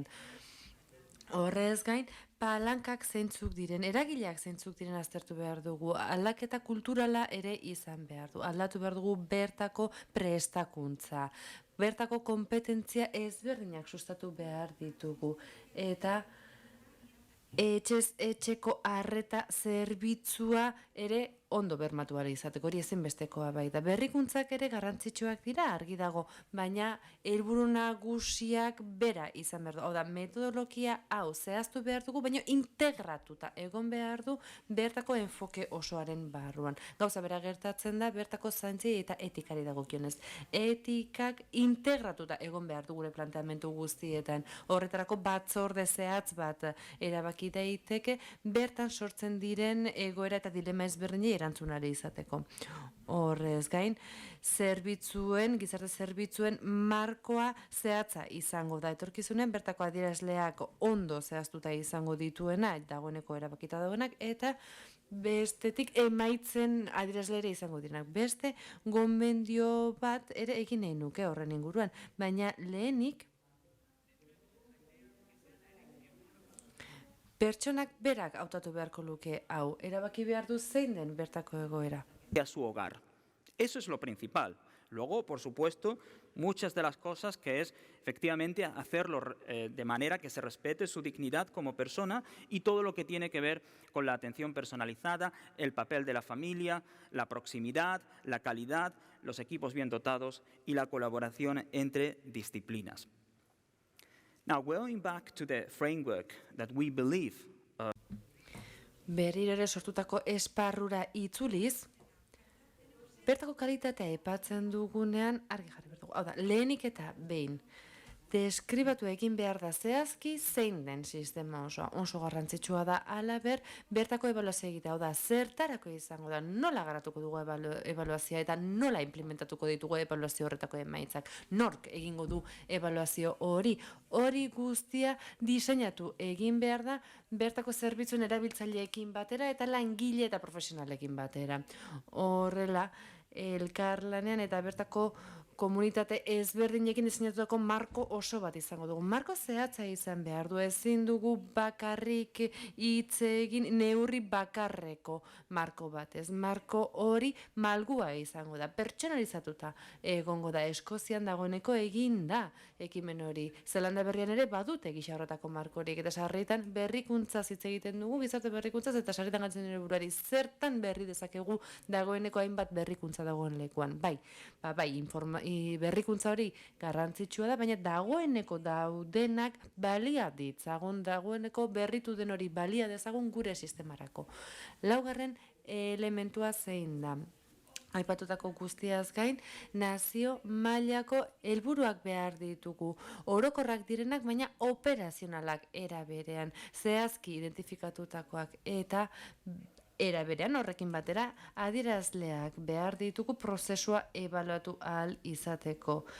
Prozesu eta emaitzak ebaluatuko dituzten adierazleen beharra dugu, baina berriro diot, marko hau, esparru hau aurretik garatu beharra da. Horretarako legedia behar dugu, araudi bat behar dugu eta katalogo bat. Hori ezinbestekoa izango da horretarako. Kompetentzia eskumenei dagokionez, eskumen horiek ezinbestekoak dira. Eta behar ditugu pertsona horiek trebatuta egotea. Trebakuntza jaso behar dute pertsona horiek bibliotekia egiteko eta bateko profesionalei eskainitako trebakuntza horrek ona izan behar du. Eta atzaipatu moduan ez gara inspekzioaz eta behaketaz ari. Laguntzaz ari gara. Lagundu egin behar diegu bertako profesionalei prozesu osoan zehar hobetu ahal izateko. Eta azkenik, honek guzti honek baliabideak behar ditu, nola ez, baliabide finantzarioak, teknikoak eta giza baliabideak. Hoiek dira gure gomendioak, behin hoiek aipatuta, zuei eman nahi nizueke hitza 10 minutu ditugu amaitu aurretik. Mikrorik badugu, espero dut badugula mikrorik, denen arteko ekarpenak bildu ahalko genituzke. Galderarik baduzue beraz, gaurko saioa amaitu aurretik, ongi etorriak izango dira. Horrek esan nahi du, gure lankideek eta panelkideek ere, egin dezakete beren laburpena, ez da? Eta jarri dezak eztabaidarkin. Baina hemen badago galdera bat. Sí, funciona. Gracias. Bueno, muchas gracias por los comentarios y sugerencias y insights sobre el libro blanco y también el paper sobre el enfoque territorial de innovación. Simplemente quería hacer un comentario sobre la cuestión de la teoría del cambio. Yo pienso que sí es cierto que al libro blanco le falta una parte que tiene que ver con un marco mucho más claro sobre dónde estamos y a dónde queremos ir. Podríamos contar cómo se generó el libro blanco, porque tiene un nivel técnico, la definición de indicadores de dónde estamos y a dónde queremos ir, y esa parte sí efectivamente es un soporte que no formó parte del proceso deliberativo con el que impulsamos este libro blanco. Pero la cuestión concreta es sobre la teoría del cambio. Sí es cierto que en el libro blanco, y de hecho estamos discutiendo este tema, que sí tenemos una teoría del cambio. Sí hay una teoría del cambio, sí hay una idea del cambio, que está más vinculada a otro enfoque que tiene que ver con las teorías de transiciones, que se parecen, que son proxies. Pero sí creo que también es cierto que en el libro blanco no se explicita el marco específico donde el cual se propone el cambio. Y creo que ese es un buen punto. Entonces, a mí lo que me deja como ideas que muy, muy acertadas es, deberíamos tener unos 5 o 6 versiones del libro blanco. La primera ya la tenemos, pues el próximo año deberíamos tener una mejor y así, ¿no? Como un proceso iterativo, a partir de estas recomendaciones de trabajar más el co-design, trabajar más la integración con el sistema, introducir pequeños case studies, casos prácticos que muestran cómo cada recomendación funciona, y etcétera, ¿no? Quizás una idea interesante que me surge en este momento es tener varias versiones del libro blanco. Al final, como el manual de innovación de Oslo, ¿no? El 95, el del 98, el de 2001 y así, ¿no? O sea, varias versiones por año que permitan ir incrementando la calidad del libro a partir del proceso participativo y también del proceso de investigación sobre la situación y cómo cambian los indicadores, etcétera. Así que me parece que es un buen insight. Así que muchas gracias por eso. Gracias, Javier. Antes de pasar a un breve comentario en respuesta, si queréis, no sé si alguien tiene alguna otra pregunta, algún otro comentario. Foy, allí. Seamos muy breves para poder asegurarnos, y si hay alguien más, por favor, si podéis levantar la mano. Ya sabéis que esto es un proceso participativo, ¿no? Parte de teoría del cambio, teoría de la transición, pero en cualquier caso lo que es clave desde nuestro punto de vista es que se tiene que identificar mejor el punto de partida para llegar a un punto donde se quiere ir. Eso yo creo que es algo en lo que coincidimos y que queremos haceros llegar. La importancia de que, entendiendo que ha sido un proceso muy importante, queremos que haya una mayor claridad dónde nos encontramos y dónde queremos llegar, porque eso es fundamental con independencia del proceso participativo, sea teoría del cambio, transición u otro, que efectivamente puede ser muy válido. Gracias, nada, voy a intentar ser muy breve. Dinos quién eres también, por favor. Sí, María Muñoz. ¿De dónde? De Fundación Goyeneche. Gracias. No, quería comentar en base un poco a esto que estabais hablando y del cambio, y me estaba haciendo aquí un esquemita de un proceso que vivimos parecido, y hablabais de que el cambio de primeras no gusta, ¿no? A la gente de primeras no le gusta el cambio, pero porque el cambio al final es un proceso de duelo, y la primera fase de un proceso de duelo es la negación. Entonces es normal que pasen estas cosas. Conocemos cómo funcionan los duelos y, por lo tanto, hay fases y podemos intervenir en cada una de ellas. Y podría ser interesante en esta primera, ¿no? Antes de entrar en la negación, la gente estamos en un momento de observación, ¿no? Se espera un cambio y, por lo tanto, estamos en el momento de toma de conciencia. En el momento que entremos en la fase de negación vamos a tener que disminuir incertidumbres. Por lo tanto, para cuando lleguemos a eso, claramente el libro blanco va a tener que resolver muchas de las incertidumbres, las incógnitas. Y yo creo que estoy de acuerdo en que tiene que haber varios modelos de libro blanco, varias fases en función de en qué situación del cambio estemos, en qué situación del duelo.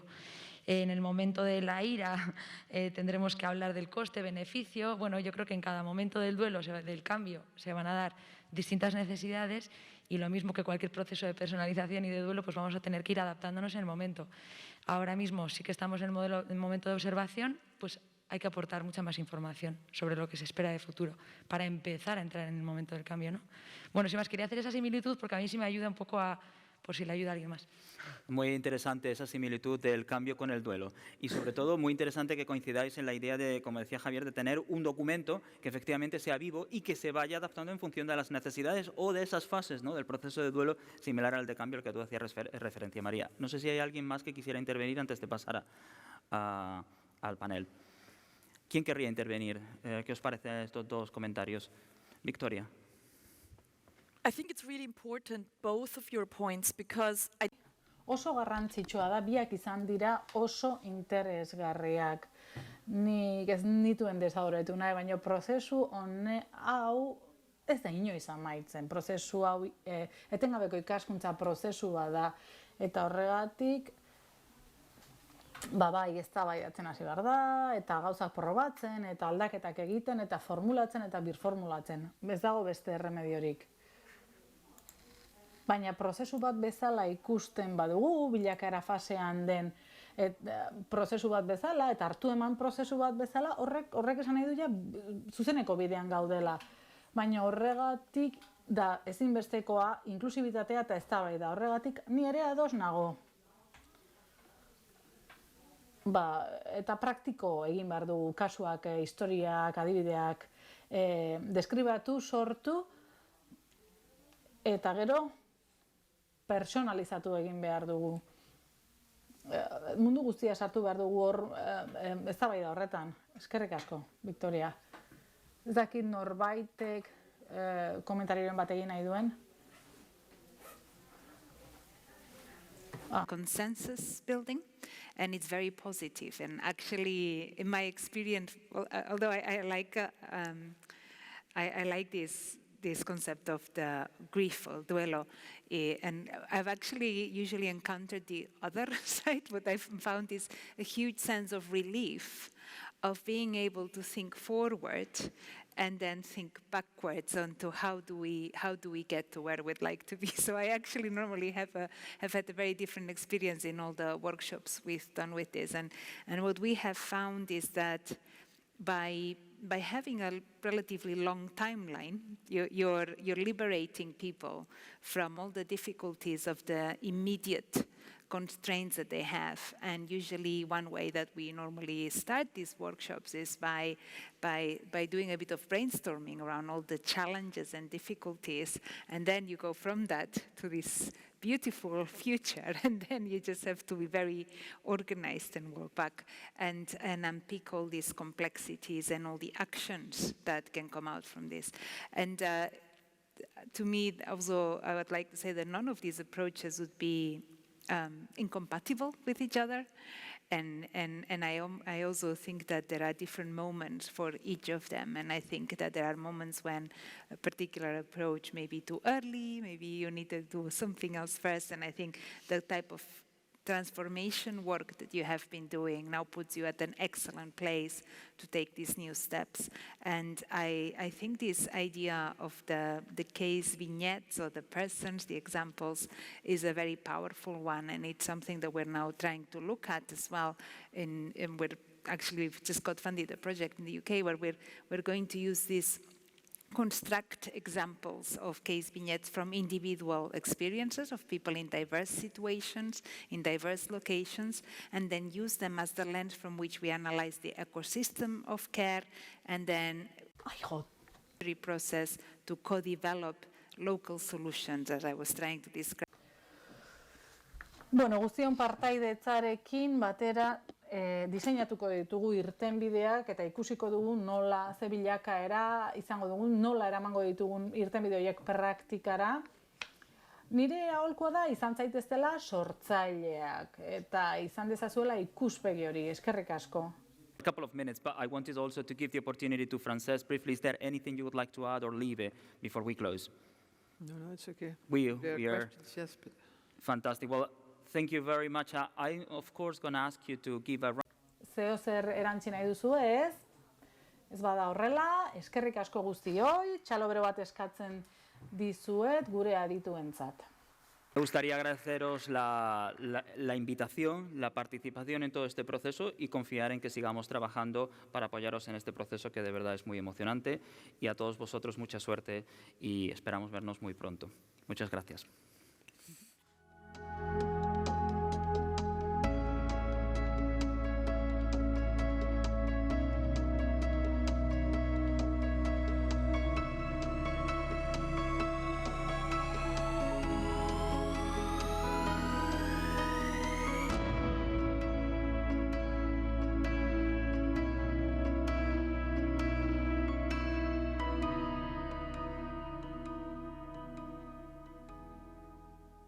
Kaixo, berriro ere guztioi.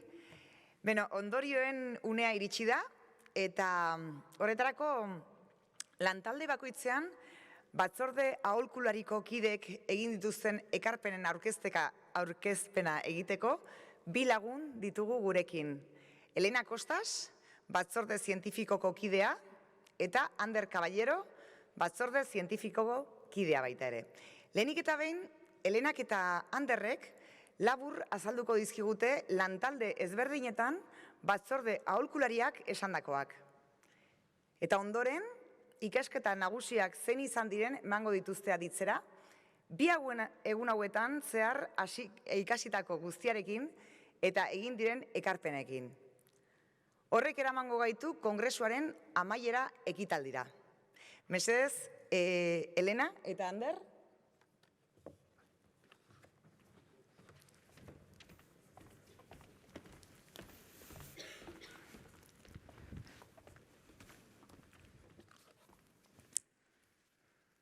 Eskerrik asko. Orain panel bakoitzeko ondorioak aurkeztuko dizkizuegu. En el primer panel de gobernanza, Daniel Inenariti nos ha contado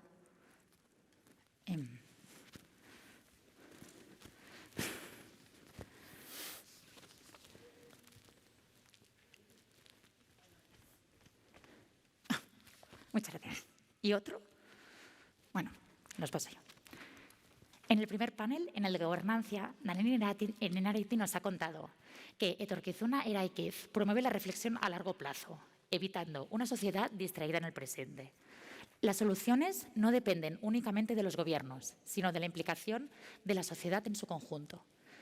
La ciudadanía debe asumir que la transformación de las sociedades depende de su capacidad para comprender los problemas. Los cambios tienen que ser guiados por un liderazgo basado en la garantía de la igualdad en la toma de decisiones públicas. Y por último, nos dice: la inclusión de la tecnología a la reflexión sobre el futuro de las democracias es fundamental y no puede ser un elemento ignorado. Gobernantza panelean, Diego Muñozek dio: la responsabilidad pública no se puede enajenar. La Administración ha de conjugar la especificidad de sus departamentos, organizarlas y conectar los distintos niveles. El reto está en identificar en cada iniciativa quién tiene herramientas adecuadas. Uno de los desafíos es también alinear todas esas herramientas para que tengan el impacto adecuado.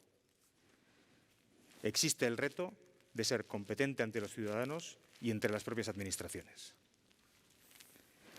Por su parte, Guilmer Giovanni Castro Nieto nos dice que la tecnología, la información, la comunicación y la colaboración constituyen un sistema que ha de transformar nuestra sociedad. Sobre la crisis del liderazgo actual, es conveniente desaprender para volver a aprender e instaurar una democracia colaborativa. Las organizaciones públicas necesitan revisar sus relaciones de control. La comprensión de la dimensión ética de las organizaciones sociales surge como necesidad para establecer un nuevo orden basado en la transparencia. Y el desafío es construir y reflexionar desde la sociedad y el trabajo sobre la base de puntos de encuentro. También en el panel de gobernanza, María Zubeldia nos dice que es importante encontrar referencias que estén alineadas con los objetivos. No se trata de la suma de distintas agendas. Es preciso unificar el trabajo hacia un objetivo común y, al mismo tiempo, ser un facilitador para que el modelo sea un éxito. El foco de innovación ha de prescindir de los egos. Importa cómo se miden los progresos. Sistematizar los procesos de innovación hacia un objetivo bien definido. El caos, la diversidad y la transversalidad es imprescindible para construir la colaboración. Para construir el futuro, primero hay que crearlo. Y en el panel de gobernanza también, Sonia Ospina nos dice: el para qué y el por qué es un acierto del modelo etorkizuna eraikiz. Reemplazar el término restablecer por reimaginar la arquitectura pública posibilita pensar en un lenguaje que remite al futuro y no al pasado. Supone un reto aliviar la complejidad con la que el modelo se explica, redefinir con sencillez conceptos complejos. El liderazgo institucional ha de conjugarse con otro aparentemente más débil, el colectivo, de abajo hacia arriba. De ello depende el éxito de una gobernanza colaborativa. Es preciso resolver cómo entendemos la idea del poder y el poder compartido, cómo este elemento es percibido e integrado en el contexto de esta iniciativa. En el panel de los futuros del estado de bienestar, Alfonso Lara Montero dice lo siguiente: two key concepts, social protection and social investment, which are interrelated specifically from a practice point of view. The residential care model has to adapt to a huge demographic change. Quality in social care is the combination of access, coverage, and intensity. Affordability and sustainability are key. Do we know whether services reach those in need and at what cost? The white paper is a solid foundation, but requires a further stock-taking, analysis, and a theory of change. Liv Franzen says, there is a lack of data and indicators in Gipuzkoa that need to be incorporated in the process. Social care needs to be placed within a large framework of social welfare transformation for the 21st century by including social protection and social investment. When trying to look at social policy transformation, we have to design the programs considering stocks, flow, and buffer for poverty elevation.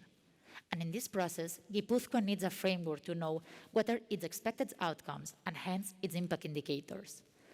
And she's impressed by Gipuzkoa's passion for social innovation, but policies will work if the focus incorporates organizational reform and interaction between actors.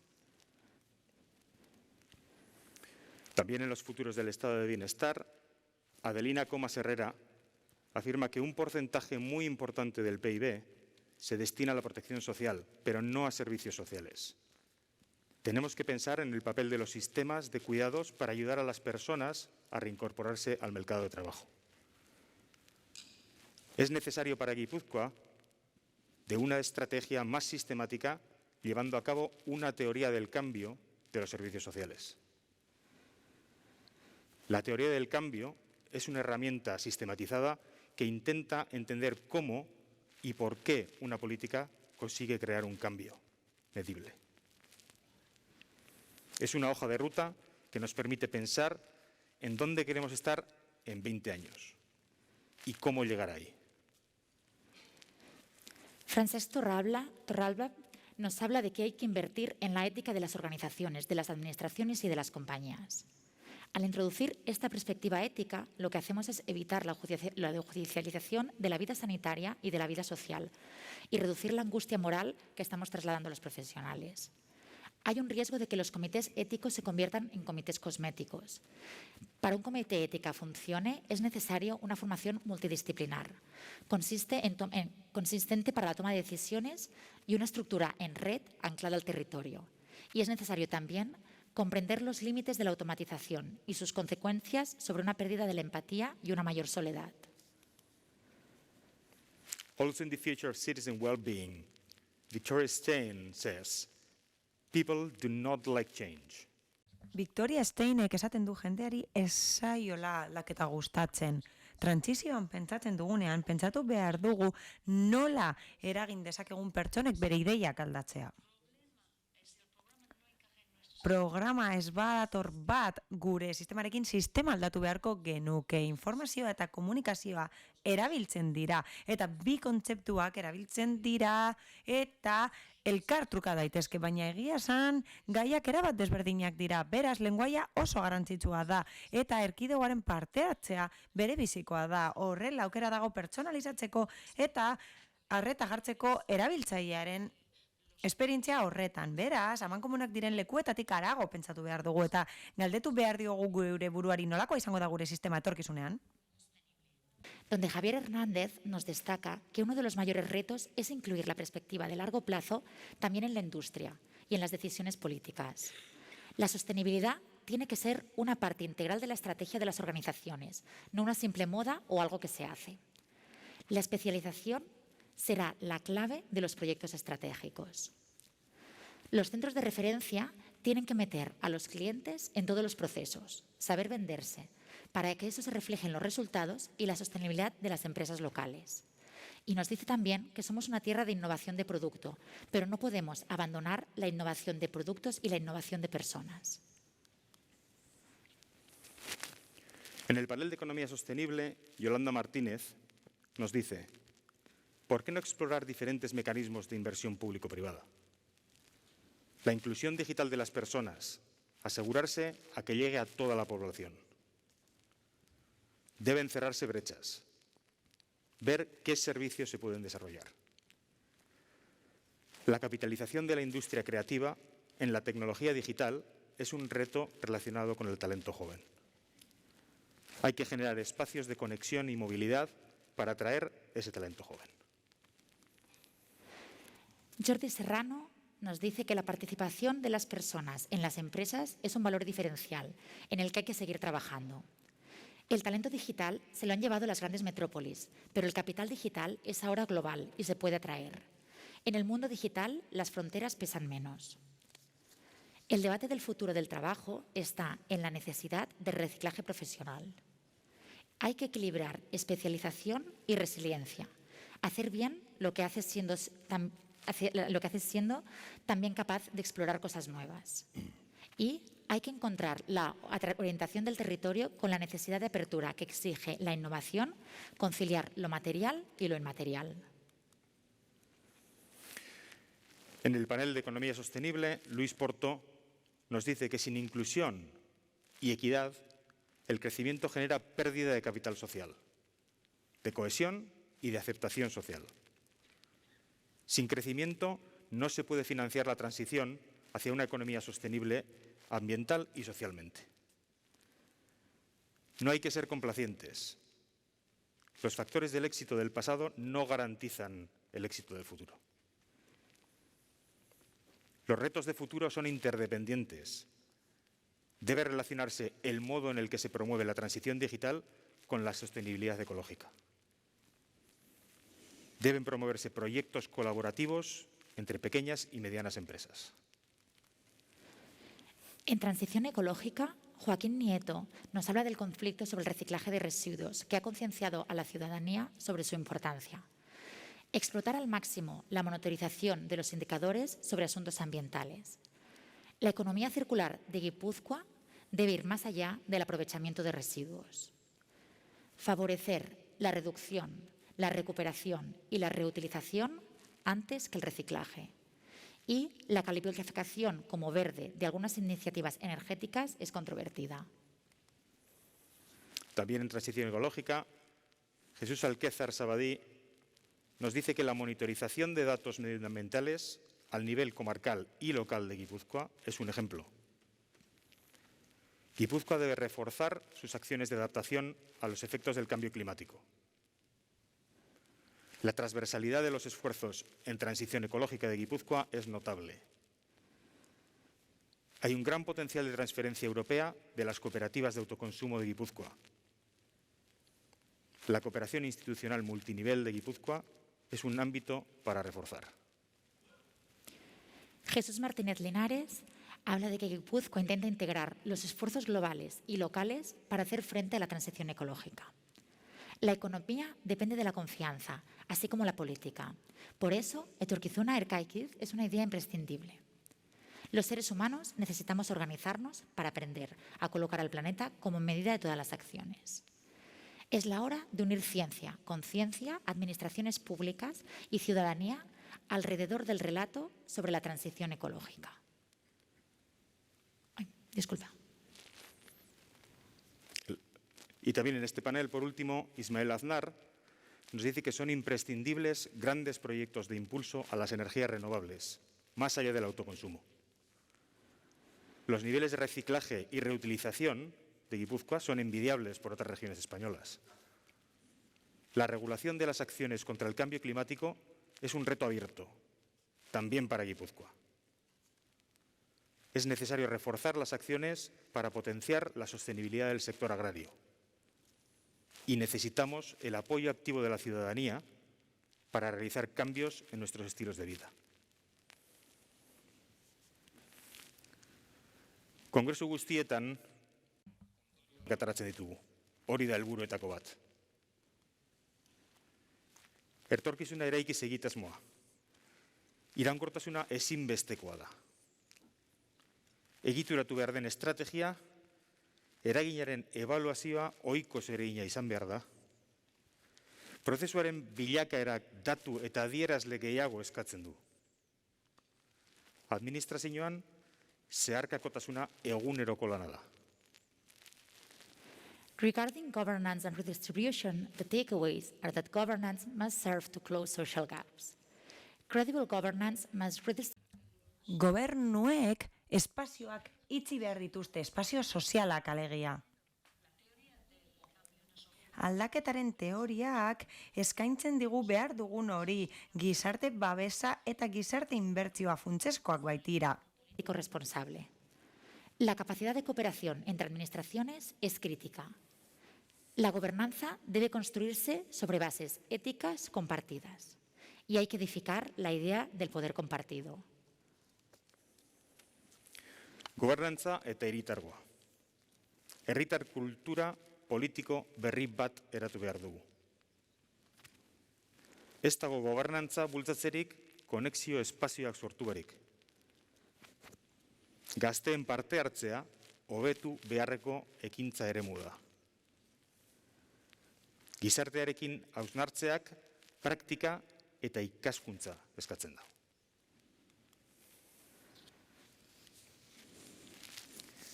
Eta ez genuke Elena eta biok eta beste danok ere amaitu nahi komiteetako kide guztiei beren ekarpenengatik eskertzeagatik eta zuei danei zuen parte hartzea ere eskertzen. Eskerrik asko. Bueno. And yeah, we would, just to have everyone involved, we would like to thank all the committee. Gustatuko litzaiguke eskerrak ematea ere bai batzordeko kide guztiei eta noski zuei guztiei eskerrik asko zuen ekarpenagatik eta hemen parte hartu izanagatik. Mila esker.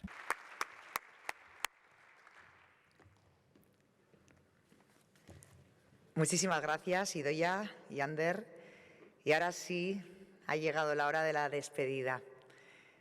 Bi jardunaldi hauetan zehar, nazioartean, erreferentziazkoak diren joera sozioekonomikoen eta politikoen berri izan dugu. Gobernantzaren, ongizatearen, transizio ekonomikoaren eta garapen iraunkorraren arloetan Gipuzkoak dituen proposamenak aurkeztu eta aztertu ditugu. Eta Gipuzkoaren etorkizunari buruz ikasteko, adituekin eztabaidatzeko aukera ere izan dugu. Gurekin egon zareten guztioi eskerrak eman nahi dizkizuegu, bihotz-bihotzez. Modu berezian eskerrak eman nahi dizkizuegu batzorde zientifikoko kidei, eta eskerrik asko nola ez Gipuzkoako Foru Aldundiari, Euskal Herriko Unibertsitateari, Deustuko Unibertsitateari eta Mondragon Unibertsitateari. Over these 2 days, bi egun hauetan zehar, etorkizunean pentsatzen aritu gara bertsolariek egiten duten bezalaxe. Lehenik eta behin, bertsolariek, bertsotan pentsatzen hasten direnean, zer egiten dute? Norantz jo nahi duten pentsatu, helburua zehaztu. Bukaeratik hasiz, kaixo esatea, eskerrona nahi zuten zuei ematea, biharko eraikitzen bada jendartea, funtsean horixe da ideia trukea, norberea esanta elkarren zutea, norberea esanta elkarren zutea. Elkarrentzunez sortu da helburu zerrenda, partaidetzan hobeto hautatzen da xenda, jasangarri etzena bizigarri altzen ba, gugandik euskaratik bada zer defenda, etorkizuna hementa gaur eraikitzen da, etorkizuna hementa gaur eraikitzen da. Bizitza izan dadin, beti bizigarri, eta bizi modua berdin jasangarri. Entzun behar ditugu dabiltzanak larri, ta aurrera begira gogoratu sarri. Eutsi behar diogu oraindik elkarri, eutsi behar diogu oraindik elkarri. Ze mundu eduki nahi dugu biharrean, erronka eder hori daukagu aurrean. Sortu dezagun guk zain egon beharrean, momentuz bazkaltzea da honen atxarrean. Onda ondagizuela ta segi hausnarrean, ondagizuela ta segi hausnarrean.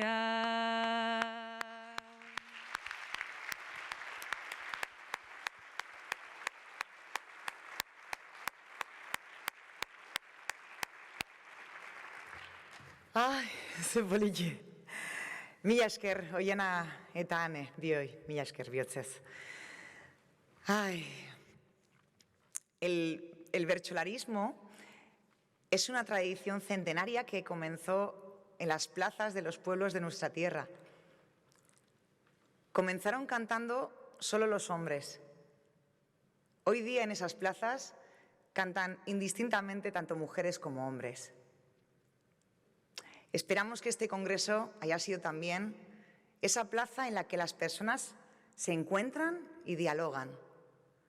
Una plaza abierta a todas las personas que han querido venir o participar telemáticamente. Una plaza para pensar en el futuro de Guipúzcoa. Ese es el espíritu de Etorkizuna Eraikiz. Apertura, diálogo, cooperación y anticipación al futuro. Orain bai, agur esateko momentua iritsi da. Zorionez, etorkizunak ez dauka amaierarik.